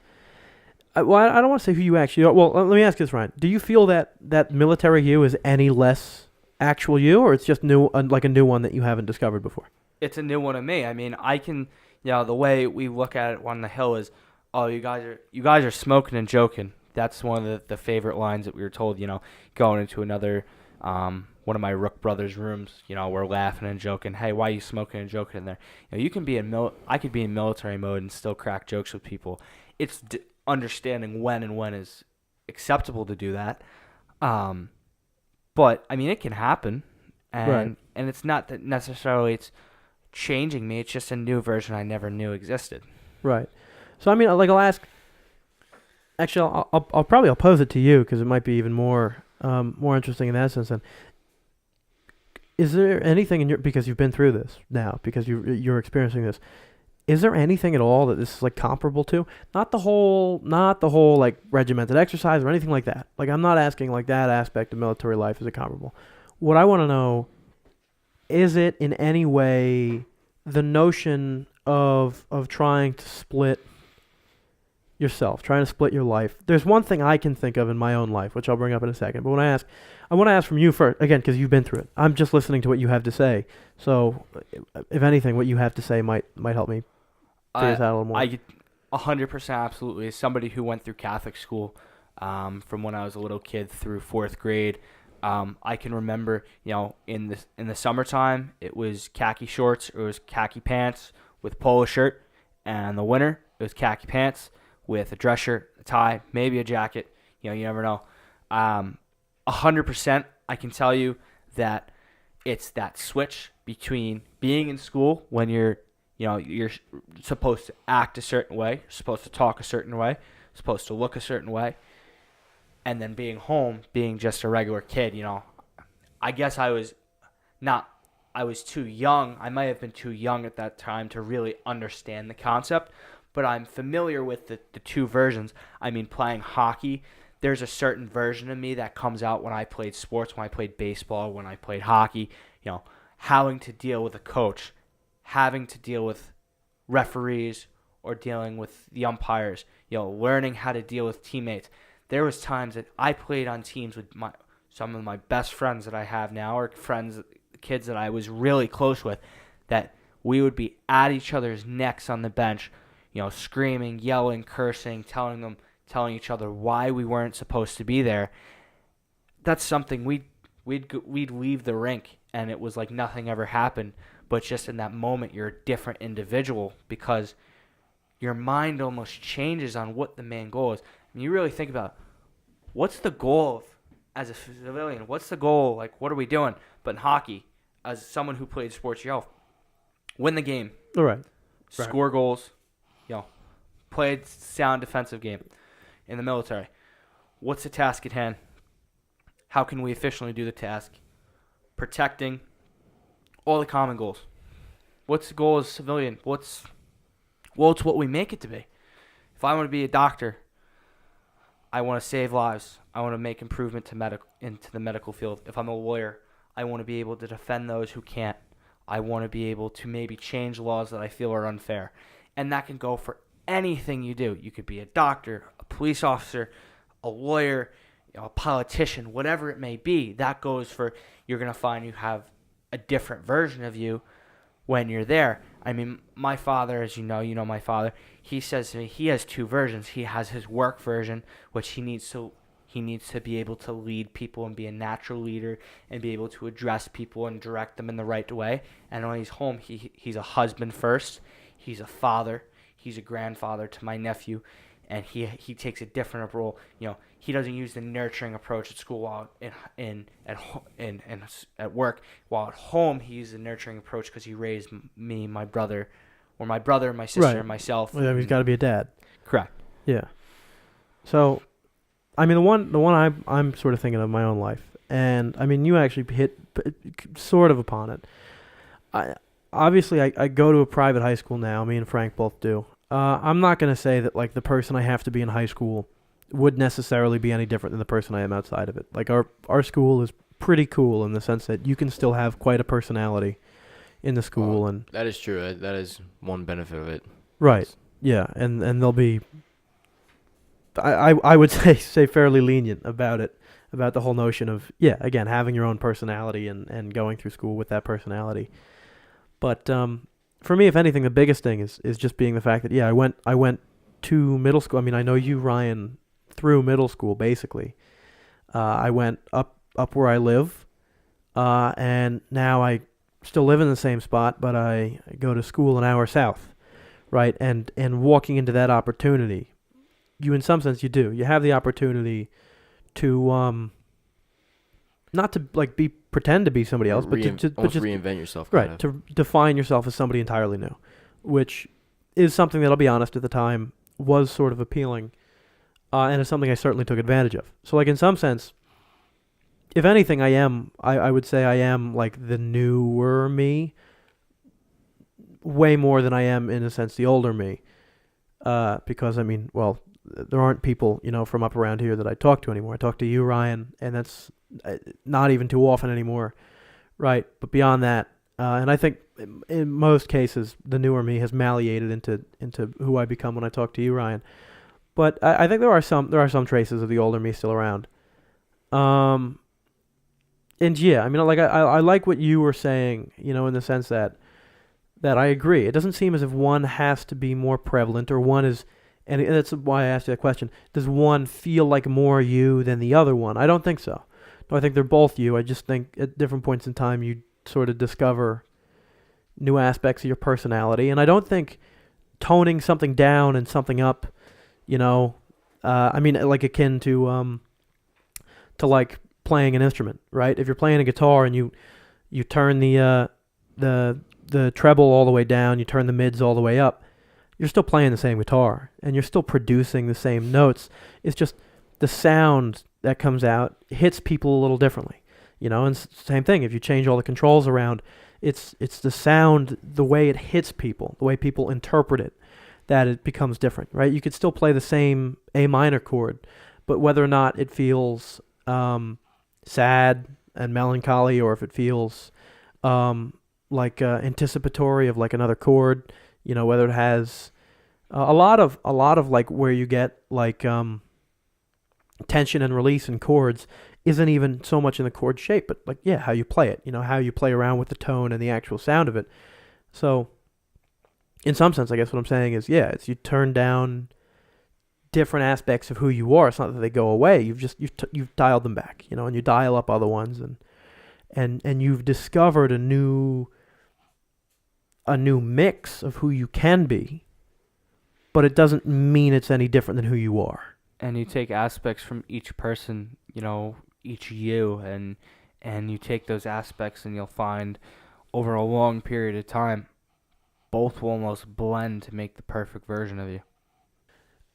I mean, I have that example. I mean, as I said, like I wouldn't really use like our school itself as like an example, because you don't have to be a different person in school. It's just no. In my case, it only is because it's where I see you folks. Like 90% of the time is in school. So I'll maybe be a little different in school than I used to be back here, but that's only because just I'm around different people. Has nothing to do with the nature of being in the building. But beyond that, I mean, sports was a good one. I see that, but also to some extent I kind of don't. Like I get you have to go into a different mentality, but I don't think you really alter who you are that much in terms of like your just your nature, like how it is you act and who you are as a person. Anything in your life, Frank, you could in any way relate it to, or to be honest, not really, because I've never been in that kind of like restrictive environment where you have to like be a different person. I could say like when I'm in different like groups of people, I've become like a different person. Like when I'm with like one group, I'm one way, and when I'm with another group, another way. But that's really more just like kind of curtailing to the overall. I mean, is there group. Is there like one more sort of, not to say widespread, but is there like one? So like in Ryan's case, right? Obviously, like military, civilian, very different. In my case, like there is a fairly distinct line you can draw between the people I know locally and then the people I know down there, because there is not much meshing between the two. Yeah, there really isn't an in between. I mean, you know, doing this podcast today with Ryan, meeting Ryan. I mean, this is probably like maybe the third or fourth time ever that I've had a friend from up here meet a friend from down there. So like it's not something I have to deal with often, like the cross meshing. Yeah. Is there something in your life that you see that is like, I don't want to say distinctly polarizing, not to say like you're polar opposite, but that is like very distinctly drawn? No, I wouldn't say that, because I've never been in a situation where I've had to drastically like be a different person, or like where it's so distinct from who I usually am, like that's. No, I've never had that like experience, or even that like that scenario where I had to be. Never really. Usually I've always just been like, you kind of tweak yourself, tweak like the way you talk in front of like obviously parents. You speak a little differently. You talk to friends. Yeah. But other than that, nothing like so drastic. Yeah, I don't know. I mean, I think that the notion of that to me is a fascinating thing.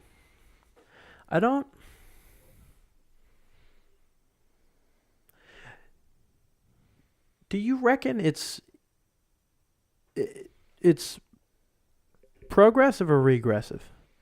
Meaning that, like, do you think that the reason people do, not necessarily now because of like certain restrictions or limitations put in place in the case of like Ryan and military school, but just on like on a social level, do you think that is? Again, I'm going to say like progressive in the sense that like people do that because that is like the best thing to do. It's best to divide yourself up amongst different groups of people and act differently. Or do you think people do that because like it's in some sense, maybe not like a defense mechanism, insecurity, but it's exactly. That's probably like the best way of putting it. Some amount of insecurity, and it's a negative thing overall, but people rely on it exactly as an insecurity. I think it depends on the person you ask. Whether it's progressive or regressive, because if someone's doing it I guess I don't know. No, I think it's if someone's doing it as a way of benefiting themselves, like say like I don't know, it's like you were working in a company and you have to go out west, say, to like sell something or to try and like cut a deal with another business. You might kind of change the way you talk and like almost change not like necessarily the way you talk, but change like the way you act around I get them. what you're saying. If they're a certain type of person, like you're not gonna like if the guy's very serious, you're not gonna just like start cracking jokes in the middle of your like right. Well, in your conversation with him, but some people do it because they feel insecure about who they really are, and they actually have to change themselves to make themselves feel more comfortable with being around others. Then I think it's a negative effect. It's just basically like a facade. You're basically you're being disingenuous almost, where it's like it's just not real. Is it disingenuous though? And you might disagree with me, but like as to what I was saying before, I don't know that I think that any aspect of or any particular version of me or any particular version of anybody else is any more true than any other version. I just think they're different. Again, I don't think it's so much. Again, it's not what you're playing; it's just the way it comes out. How do you know that? Because you've been one way for so long now that they become almost. Oh, I'm not saying I do know that. They become infused into themselves to make something. Okay. Like, how do you know sure. what's like? Sometimes you can almost convince yourself that it's real, even though it's not. Right. Like I get. You're right. You're someone. You're. Yeah. Exactly. The whole notion of if you lie to yourself enough, you'll actually believe it to be true. Yeah. Right. But again, like that's the notion that for some reason any of this has to amount to lying. It's not lying. It's just not. Not true to you. In some kind of aspect, it is kind of like lying. You're not deliberately making the decision. It's a natural instinct almost. You do things, you change yourself in slight ways sometimes to make yourself either feel more comfortable about who you are, or feel more comfortable in a group of people. But it's still like, it's just kind of masking your actual personality, I think. But who's to say what your actual personality? I mean, is not your actual personality or your quote unquote actual person? We'll say default personality. Is that not in some way also molded by how you grow up and the people you're around?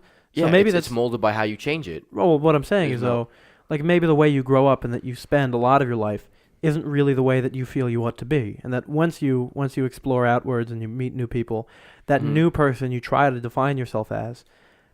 Why is it that that's lying? Why is it not that you've been lying to yourself the whole time? It's not. I'm not. I don't. When I mean lying, I don't mean lying to myself. Dishonest. I know. It's. But why? Who's to suggest which you is any more true than any other? Because everyone's like at some point there's always some kind of way that people act. That's what they've naturally become as they gotten older, and people tend to a lot of times not be that natural person they were once. They usually are. There are a lot of times examples when people do that. Who's to like? The only way I could think about this is like you put a child in the woods and you come back in 20 years. Like, who's to suggest like your parents obviously influence who you are. Yeah. So why is it that like the way that you grow up, quote unquote, naturally, why is that natural? It's not. You're being influenced by somebody. If you grew up with a different set of parents, you would act differently. I can guarantee that. Yeah, but that's not like you're making a conscious decision to like be that way. That's the way you develop. It's the way you were influenced. Right. Well, that's my whole point, I'm saying though. what's disingenuous is when people make a conscious effort to be something else. But if you make a conscious effort to be someone or something that you feel to be truer to you, maybe you grew up in a very, very, very conservative household, right? Mm-hmm. And that finally when you go off and you get on your own, you become like a very free-spirited person. Is that you lying because it's not how you grew up, or is that you maybe finally for the first time being true to yourself? You're mistaking what I'm saying. You're basically maybe I am. I'm saying specifically when people are one way, like they've always been one way, and they act like some way, even though they might necessarily like they're not doing it because they think that that's who they really are. They're doing it for the one purpose of like. To intentionally deceive? Intentionally deceive. I understand that. That's not really what I'm trying to ask about. Like, there are people who intentionally put a mask on, who intentionally lie. That's not what I'm asking about, though. Like, that's not what I'm trying to get at. Those are the ones that are regressive. Regressive, that's what I'm saying. Those are the regressive types of people who curtail their own personality for a sole benefit of, like, either because they feel insecure about themselves or because they want to try and fit in with people. That's not Like that's regressive. But progressive, it would be like someone doing something in order to like try and like gain an edge. Like that's like that. Someone like that would say it was progressive because it's benefiting them. Try to gain. How do you mean by that? Gain an edge? Like I don't know if you can, like almost kind of like the way you like your pander in like a college essay. Like you take write, advantage of a situation? No, it's like you write as a way of like appealing to someone else. Like when you write, you might write a way to appeal to somebody else that you're trying to. Okay. Well, I mean, suppose you write an essay on something that you hold an opinion on, and what you write is against your own opinion, but you find it easier to convey. Yeah. You write a way you're not accustomed to almost appeal to your reader or your audience because you're trying to sway them. If you assume that they're going to believe a certain way, and you intentionally pander to that. Yeah, I would argue that that's not progressive. I would argue that that's almost what you were defining before. Is it somebody intentionally lying just to make a situation easier or more comfortable?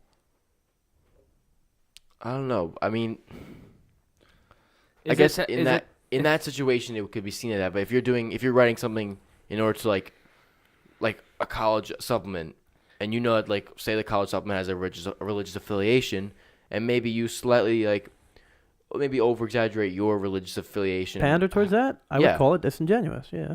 I would call it being progressive because it's not like because you're not doing it because maybe it's disingenuous in the sense, but you're doing it. People, if you ask them, it's being progressive because you're doing it to get an edge. You're not doing it because you actually like are doing it because you don't feel like the real person who's writing it is like.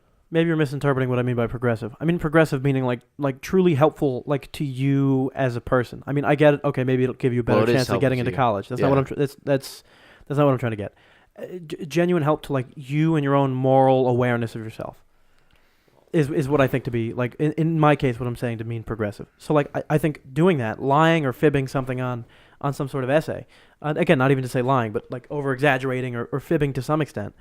Like, no, to me, that's disingenuous. Like, you're leading yourself further away from who you really are, in my opinion. I don't think that's necessarily because if you make up one thing or like you just kind of like over exaggerate something you've done or a kind of like your religious affiliation, as long as if you don't necessarily do it to the point where you actually believe it yourself, it's not really that disingenuous because you're not convincing yourself of it. You're just saying it like, oh, I'm just doing it. Right, you're not trying to lie to yourself. But I think the nature of lying at all is in some. I mean, I think that's how a lot of like disingenuousness and lying comes about. Is you say a little fib that you don't actually believe enough times to where you go, maybe. Like if you try to tell yourself like enough times, hey, I really, really, really like broccoli, right? Or some kind of food you don't like. There are studies on this. It's a pretty interesting thing. You'll start liking it. Like, even if you don't, like, say it and believing it, like, even if you just say it, just, I like broccoli, and you say it just 20 times a day, every day, like, subconsciously, your brain will take over and be like, I guess he really likes broccoli. Yeah. And it's silly to say, but, like, that's how our brains work. Okay, but I think trying to, like, convince yourself of something like that isn't, like, that's pretty regressive, if you ask me, for your own... I'm saying so too. I think it's regressive. But I mean, just making up something and saying for it to pander to a certain view, I don't think that's regressive at all to your own like mental morality. I don't know. Let me put it this way. Because you know who you are truly. It doesn't help it. Okay, I'm not gonna call it progressive. I never said. I mean, okay, I called it progressive only because you're using it for an actual benefit. You're trying to benefit right. Well, again, yourself. which is not what I come to mean. That's what That's fair. That's fair. Originally thought, but I would say that lying in any saying ever anything that you know not to be true about yourself is what I'm going to call regressive. It just in this sense, like that's the definition I'm going to draw for it now. So if you go to any group of people and you pretend to be something that you know not to be true. For whatever reason, even if it's for a great reason, it's regressive. The only time something I'm going to say is progressive, which is honestly probably in very few of the cases of such a thing, is when you're going to yourself, well, maybe like you're challenging your thought and you're going, I think that the way I've been thinking is probably not true to me. And you challenge yourself, you challenge your thought, and you go, I ought to try thinking something new, or I ought to explore into thinking something new, because I think the way that I'm thinking now might not be true to me. Yeah, I get what you're saying. Yeah. That I makes don't. sense. So, I mean, in that sense, right? We'll swing this back around over to you here, Ryan. How much of that do you see in the other people around you at the school? So how much would you say that you see, right? Because obviously, I mean, we experience it, Frank, you and I, to some extent, right? People change themselves. People are a little fake. Now, I'm not going to say like, oh, we deal with fake people, but people do. Like you can tell. Like sometimes people try to make themselves either seem a little more cool or whatever they try to do. Yeah. And you could tell like they're not being totally genuine to themselves.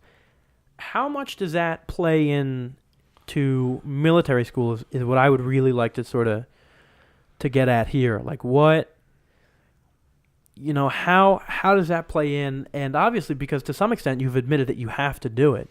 Is it like frowned upon? Do you guys, like with your roommate and stuff like that, do you ever then like at night, like when, in a sense, the COs aren't around, you kind of go, hey, let me tell you about who I really am? Or like, does the entire time there, do you all have to try to keep up that persona? How does that work? I mean, the way there's people that get there and they try and act a certain way because they think that's what they want to see. There's a reason people don't make it through boot camp, through basic, some people don't make it through because they can't physically do it. Mentally, physically, emotionally, they just can't do it. And then there's people who can't do it because they try and act a certain way because they think that's what they want to see.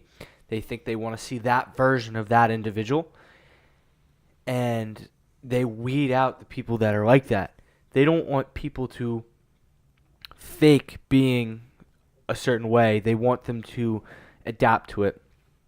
And it's like a sink or swim type of situation. You either learn to adapt, the lifestyle, or you sink. Because the idea of changing the way you are to be for something else, or to like act a certain way to fit the mold, people can do that, but there's only so long you could do that. And in terms of like when everybody's away at night, I mean, with roommates, it's like, yeah, this is the way I am. I mean, I've seen my roommate's true colors. One roommate's not coming back. He just, it wasn't for him. He actually had a scholarship, just wasn't for him. And the other roommate, I've seen his true colors. He puts on a show and a dance sometimes, and there's people that puts on a show and a dance at the university, and there's people in the real military, I'm sure, that probably put on a show and a dance at times. But do you think that makes it more acceptable though, being in the military, or is it still like in some sense, like is it still like you look at each other and you go, I know that that's not really you? You still look at you can tell right away who's genuine and who's putting on makeup. A pig is still a pig regardless if you put makeup on it.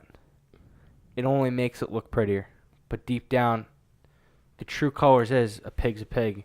So in terms of a person, yeah, you could put a makeup on to make yourself look more pretty, or you can put on a mask to make yourself look better. But deep down, you're still that person. And at the end of the day, you have to look in the mirror, and only then will you realize you can't lie to yourself and deny who you truly are. Yeah, definitely. I mean, again, like the only thing is that I wanna hit on here. Do you think that just the nature of being in the military, I understand that you can still pick it out. While like for me and Frank, in like a high school sort of setting, it is kind of, I don't want to say frowned upon, but it's like, I know what you're up to. It's like that book we read last year about the short tragic life of Robert Peace. Oh, Rob Peace, Fronting. the whole fronting thing. Fronting, Exactly. yeah. Yeah, exactly. It's like people kind of like they look at it and they go, I see what's going on, right? And it's in some sense sort of viewed as a negative thing. Do you think that because you're in the military, does it seem? I get that like it still happens, and I get that people can point it out, but do you think people are like a little more accepting of it, or do you think that it holds the same weight? That it's like, look, even though you're here, like you have to try to be yourself because either you are fit for the military or you're not, and you can't pretend to be, and we don't want you to pretend to be. Is it like that? Like people really have that, or do they go like, look, we understand that you have to be a different person while you're here, and we'll like excuse that, for the time being? No, it's absolutely, you can't fake it. It's, you're told you can fake it till you make it. You're told that, you can fake a certain way of how you are. It will only last for so long until, you run out of chances or options. You run out of, if you're emotionally and mentally and physically devoted to it, and you are invested in it. We've talked about this before on different topics. When you're that invested into it, it means that much to you. There's people that if they don't even scratch the surface with it, it's hard for them to actually adapt and live that lifestyle, because the best way I can describe it is I've had people say, if you're going to get up at 4 o'clock or 5 o'clock to PT, at least make it worth it. Go out there and push yourself, because you got to get up anyway, so why not get the best out of it? Same situation here. If you're going to fake it, why do that? You can leave and go to a civilian school, party all you want, do whatever you want, and you don't got to lie to anybody. You don't got to lie to yourself. But in the military, it's almost expected that you're not going to fake it, but you're going to be who they want you to be, and you're going to be, and you have to be genuine. Wow. That's pretty interesting stuff. Honestly, I don't know how much of it I'm going to run into my life personally, but that's why it's good to be able to talk to people who are experiencing it, because you can learn a lot about, I think in some sense about yourself, but also about the people around you, about society as a whole, when you start to consider things that, again, I imagine people when they know you go to a military school, they're probably like, "Oh, how's shooting the guns? How did that go?" Yeah, probably not too many questions about, do you think that people are genuine, or? Yeah. The big thing that a lot of kids at my school that I specifically dealt with on a daily basis, they didn't understand the importance and the value of putting the uniform on every morning, taking a sense of pride, putting that uniform on, because, my dress uniform is it's not the military dress, it's not an Army dress uniform, not Navy, it's not an official school specific. But ACUs are ACUs, and if you're contracted or you have a scholarship, you wear your service branch's uniform, whether it's ABUs or NWUs or OCPs, whatever it may be, you wear that uniform. And you got to almost have a sense of pride when you put that on in the morning, knowing, yeah, my tab might say Norwich, and it says my tapes will say Norwich, and it will say Urtz.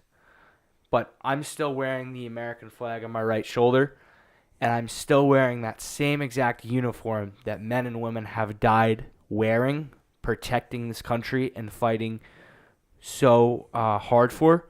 So, that in itself right there, it's hard to genuinely fake that, because you're putting on a uniform that people died for and died in. That's why it's so difficult for those kids that genuinely do try and fake it. They just can't. Because eventually, you're within your own intuition, you come to the reality that, I can't do this, because there's a certain level of respect and honor, like I said, you should have when you put that on every morning. That it's not looking at as a chore to put on ACUs, not looking as a chore to put on the uniform, but as an honor that I'm fortunate enough to be able to wear this uniform in this setting and hopefully wear that uniform in active duty combat. Right. And that's something you can't fake. Correct. Yeah. Wow. All right. As I said, I feel like I've learned a lot. Definitely a lot I did not know. Wasn't really expecting to ever know, but I'm glad we got to a lot of it. So, I mean, by all means, Frank, any other questions for the man? Yeah. While we have him here? I was actually just curious. What if you say how long you've been there? What how many months now? You think? I've been there since August. August 19th was arrival day. Okay. I've been there rest of August, September, October, November, like 4 months. So of the 4 months so far, what is probably the hardest thing you've had to do throughout? Before I answer for myself, for some people, there's really 3 challenges that you face: mentally, physically, and emotionally. Yeah. For some people, the idea of not being able to control what you do is a big block. Like eating at attention, not being able to talk when you want to, not being able to say I. The idea of the people in front of you, they control what you do. That's very hard for some people.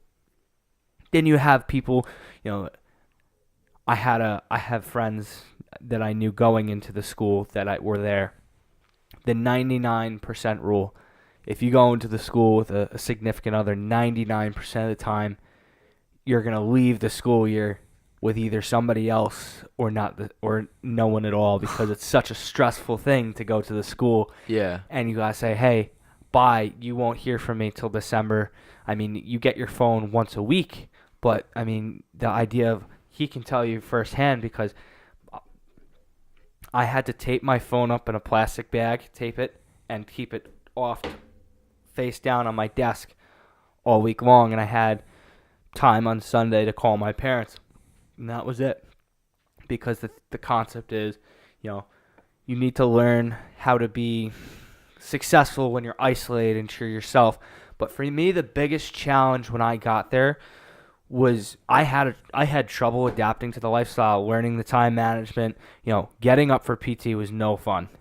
I mean, I went in significantly heavier than I am now, which was, that's a big concept in itself. Going in there, I've gotten in better physical conditioning. I was always an athlete, but there's being in shape for playing hockey, there's been shape for playing soccer, and then there's being shape for being in the military. Yeah. And they ask you to be able to do things when you're not only physically tired, but mentally and emotionally tired.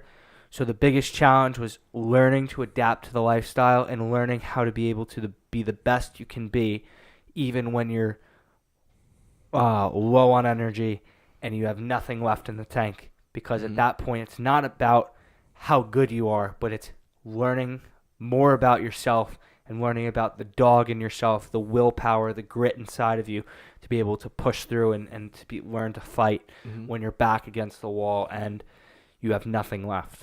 So I actually had a good amount of relatives that have been in like military schools, like West Point and Annapolis, and those, and they've all basically said the same thing. It's like, I always want to know if it's applied to you. What is it kind of like? They break you down and then build you back up. Absolutely. Exactly like that. So you come in and they break you to nothing. Yeah. They tell you you're nothing. They shave your hair till you have nothing, barely anything on your head. You have a military haircut. You're told you're nothing. You're not allowed to do anything. You have no individuality, like we talked about earlier. And the concept is to break down the bad habits you had before you arrived, break down that individualness, and build up stronger than you were. And the thing is, the best part about it is they support you the entire way, so you're actually a better individual when you come out than you came in. But the concept of breaking you down is entirely, I can tell you firsthand, true. Wow. Yeah, I mean that's something interesting in its own right. I'm not gonna say like a debate behind like the morality of like military training, because I mean there's got to be something there. But what are you doing to these kids and how are you affecting them? And I mean, we do military training a lot different now than we did, even 40, 50 years ago because we learned that we were like destroying people mentally. I mean, this and where do you draw the line between being strict and yet also not killing somebody? Also borderline, like, killing somebody's morals and yeah. I mean, at the so end much of that with Vietnam. At the end of the day, and this is a concept. Kids that left, they didn't understand. Oh, why are they being this? Why are they being that? Which you can fill in the blank in your own mind. I mean, Right. Why are they being so hard on me? Why this and that and everything? People don't understand. They're not there to be that way because they want to be. They have to be. They have to be, because at the end of the day, you need to be able to learn when it hits the fan. You're not going to think, if I look there and I look there and I look there, I can do this and that. No, you fall back on that training. You fall back on deep breath, stay calm. This is what you have to do. And you fall back on that training because they stress you out and put you through the paces of that, almost like training a racehorse for a race. You push it harder, harder, harder, harder. So when it comes to the race, it has an easier time. They overstress you and they push you to the point where you understand when it's for real and you're not at school, you're not in an academy where you're safe and protected. You know how to act and you know how to fight. Yeah, it's like those. Like, it becomes almost instinctual. Like all that training is made it like Force of habit. Yeah. Definitely. As I said, a lot of fascinating stuff. Definitely a lot of places to go from here. And I think certainly something great to do is we'll talk again. I mean, you're going to be, as he was just pointing out, gone on the way for another 6 months coming up relatively soon. And he doesn't have much contact back here with me. I tell you, the almost in some sense the fortunate thing about that, though, is it means it saves a lot of these conversations that we would normally have. As I had discussed, this podcast is, I mean, in some sense, built around the foundations of this podcast are the conversations that me and Ryan used to have back in the day. And that's why back when I used to have all the conversations with him, back when we did season 1, he was never on. It'd just be weird. Like we had those conversations and then I used them on the show.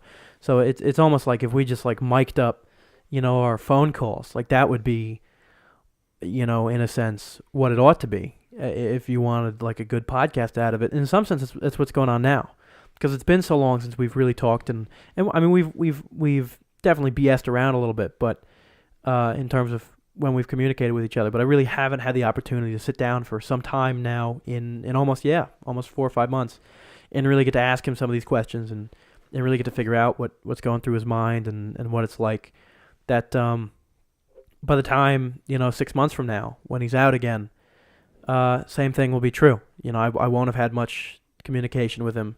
I won't have had the opportunity to really ask some of these more pressing questions. And I think that when that happens, that's the perfect opportunity. We definitely arrange something, have him come back on, and it is season finale. There you go. Yeah, I don't. Maybe. I don't know about that. I hear you have a pretty long list of waiting people to get on. So. Oh boy, yeah. It only grows. Please, keep letting us know if you want to be on. We have a lot. We have a bunch, and we're gonna try to get to all of them. But we do want anybody who wants to be in any way participate in the show. We'd love to include you. So please let us know. The worst thing that we'll do is we're going to tell you that you're going to have to wait a couple months, which we've already told some people that, and they're not terribly happy, but they'll deal with it. I know they will. And I wanted to say to you, Deglin, as a friend of 6 years, and to Frank, somebody I've met only last week, but in talking to you, I feel like I've known you much longer. I generally appreciate, and I want to thank you too for inviting me onto the show today and allowing me to not only tell a piece of me, but to be a part of something that, as much as we've had these conversations for years, to see them finally be brought out and turned into something so great that's been built here, not only in season 1, but now continuation of season 2. It's great to see. So I want to thank you too. So absolute pleasure. I had a great time. Hey, you know what? Glad to have you on. As I said, thank you. I've known Ryan for forever, honestly, at this point, longer than I've had ever known anyone else in my life. been close friends with, I should say, for longer than anyone at any other point in my life, and we've been having these conversations for forever. So to finally be able to like try to do one constructually now, and like not just while yelling over like a game of Battlefield, it's actually fun. Doing tonight, and it worked out. When you're not editing this, worked out pretty well. So I'm glad how this turned out. And absolutely, please, hey, if you have any questions for him, as I said, expect to see him back on before the season is out. And we'll curtail some of these conversations. We'll bring up a few things new. We'll hear about what's been going on recently with him, and we'll get to anything that you want us to address. And by like the lineage of how these episodes have been going in terms of like length, at that point we'll probably have like 7 hours to talk to him, because I'm sure that'll be like the new norm for us by then. So anybody who's listening to these podcasts, following through, you individuals are truly God bless you. God bless, because I have two fine young individuals in front of me who not only put a lot of time and effort into this, but it's very rewarding when you sit down and you have these conversations. You sit down and you put the work into this, to see people come back and want to come on the show and thoroughly like interact and really get something from it. It's truly rewarding that crazy aspirations and crazy ideas that I once came up with, or he once came up with, and we had these conversations, to see people be able to learn from them and be able to enjoy it. It's truly something it's really cool to see. It is a great thing when you hear people discuss like topics. I've heard a couple, like once That's or good. twice. I actually hear people discuss. We've been out of school for a while now, but a lot of people have come up to me and been like, "So that thing you were talking about, I was thinking about it a little bit, and I want to say," I'm like, "See, this is great. It's I very love It's this." just starting conversation. We're at a concert on Sunday night, and one of the guys I know there, the guitarist, was like, "The thing about the car, like I'm really I'm fascinated with what you're talking about with the cars." Actually, I guess it couldn't have been. No, the episode wasn't out yet. He mentioned something about episode 1, I guess, and then that's what he did. He texted me like 2 days later, and he's like, "I just want to let you know, I'm about an hour and a half through episode 2, and I just gotta say," and then he just jumped in with his own opinion. It's like, I love this. That's outstanding. So please, yeah, honestly, couldn't have said it better myself than what you just heard from good old Ryan Urtz right there. We'd love to hear everything, all your feedback. It makes us want to do this. Not that we don't want to do this. I have a lot of fun, even just recording these. Not so much fun editing these, let's be real. That's not the best experience MVP. of my life. But it's a good time. So not that we don't want to do these, but it puts so much more meaning and so much more value behind them. It also gives you much more motivation to get through them too. Like, exactly. Not get through them. But like to really like put your best efforts into. You tell me you didn't enjoy sitting here for 3 hours in these uncomfortable chairs at this tiny table in the map room? I'll be honest, I did. The map room is a gorgeous room. The map room is a special room. It's a special room. Wallpaper, maps on the walls, except they're not hung up. There's all sorts of maps. All right. So anyway, thank you all very much for listening, for your continued support. As I said, please let us know what you want to hear, not only just from Ryan Urtz next time we have him back on, but just from every subsequent episode, what you'd like to see in the future. Anything we can do to make this better. I'm going to plug this again, our Instagram, Political Inaccuracy. Yeah, Political Inaccuracy on Instagram. Please follow it. I'm going to start putting up like Instagram polls and stuff, so I can try to actually figure out what sort of topics we should start talking about, what sort of direction you guys want this to go.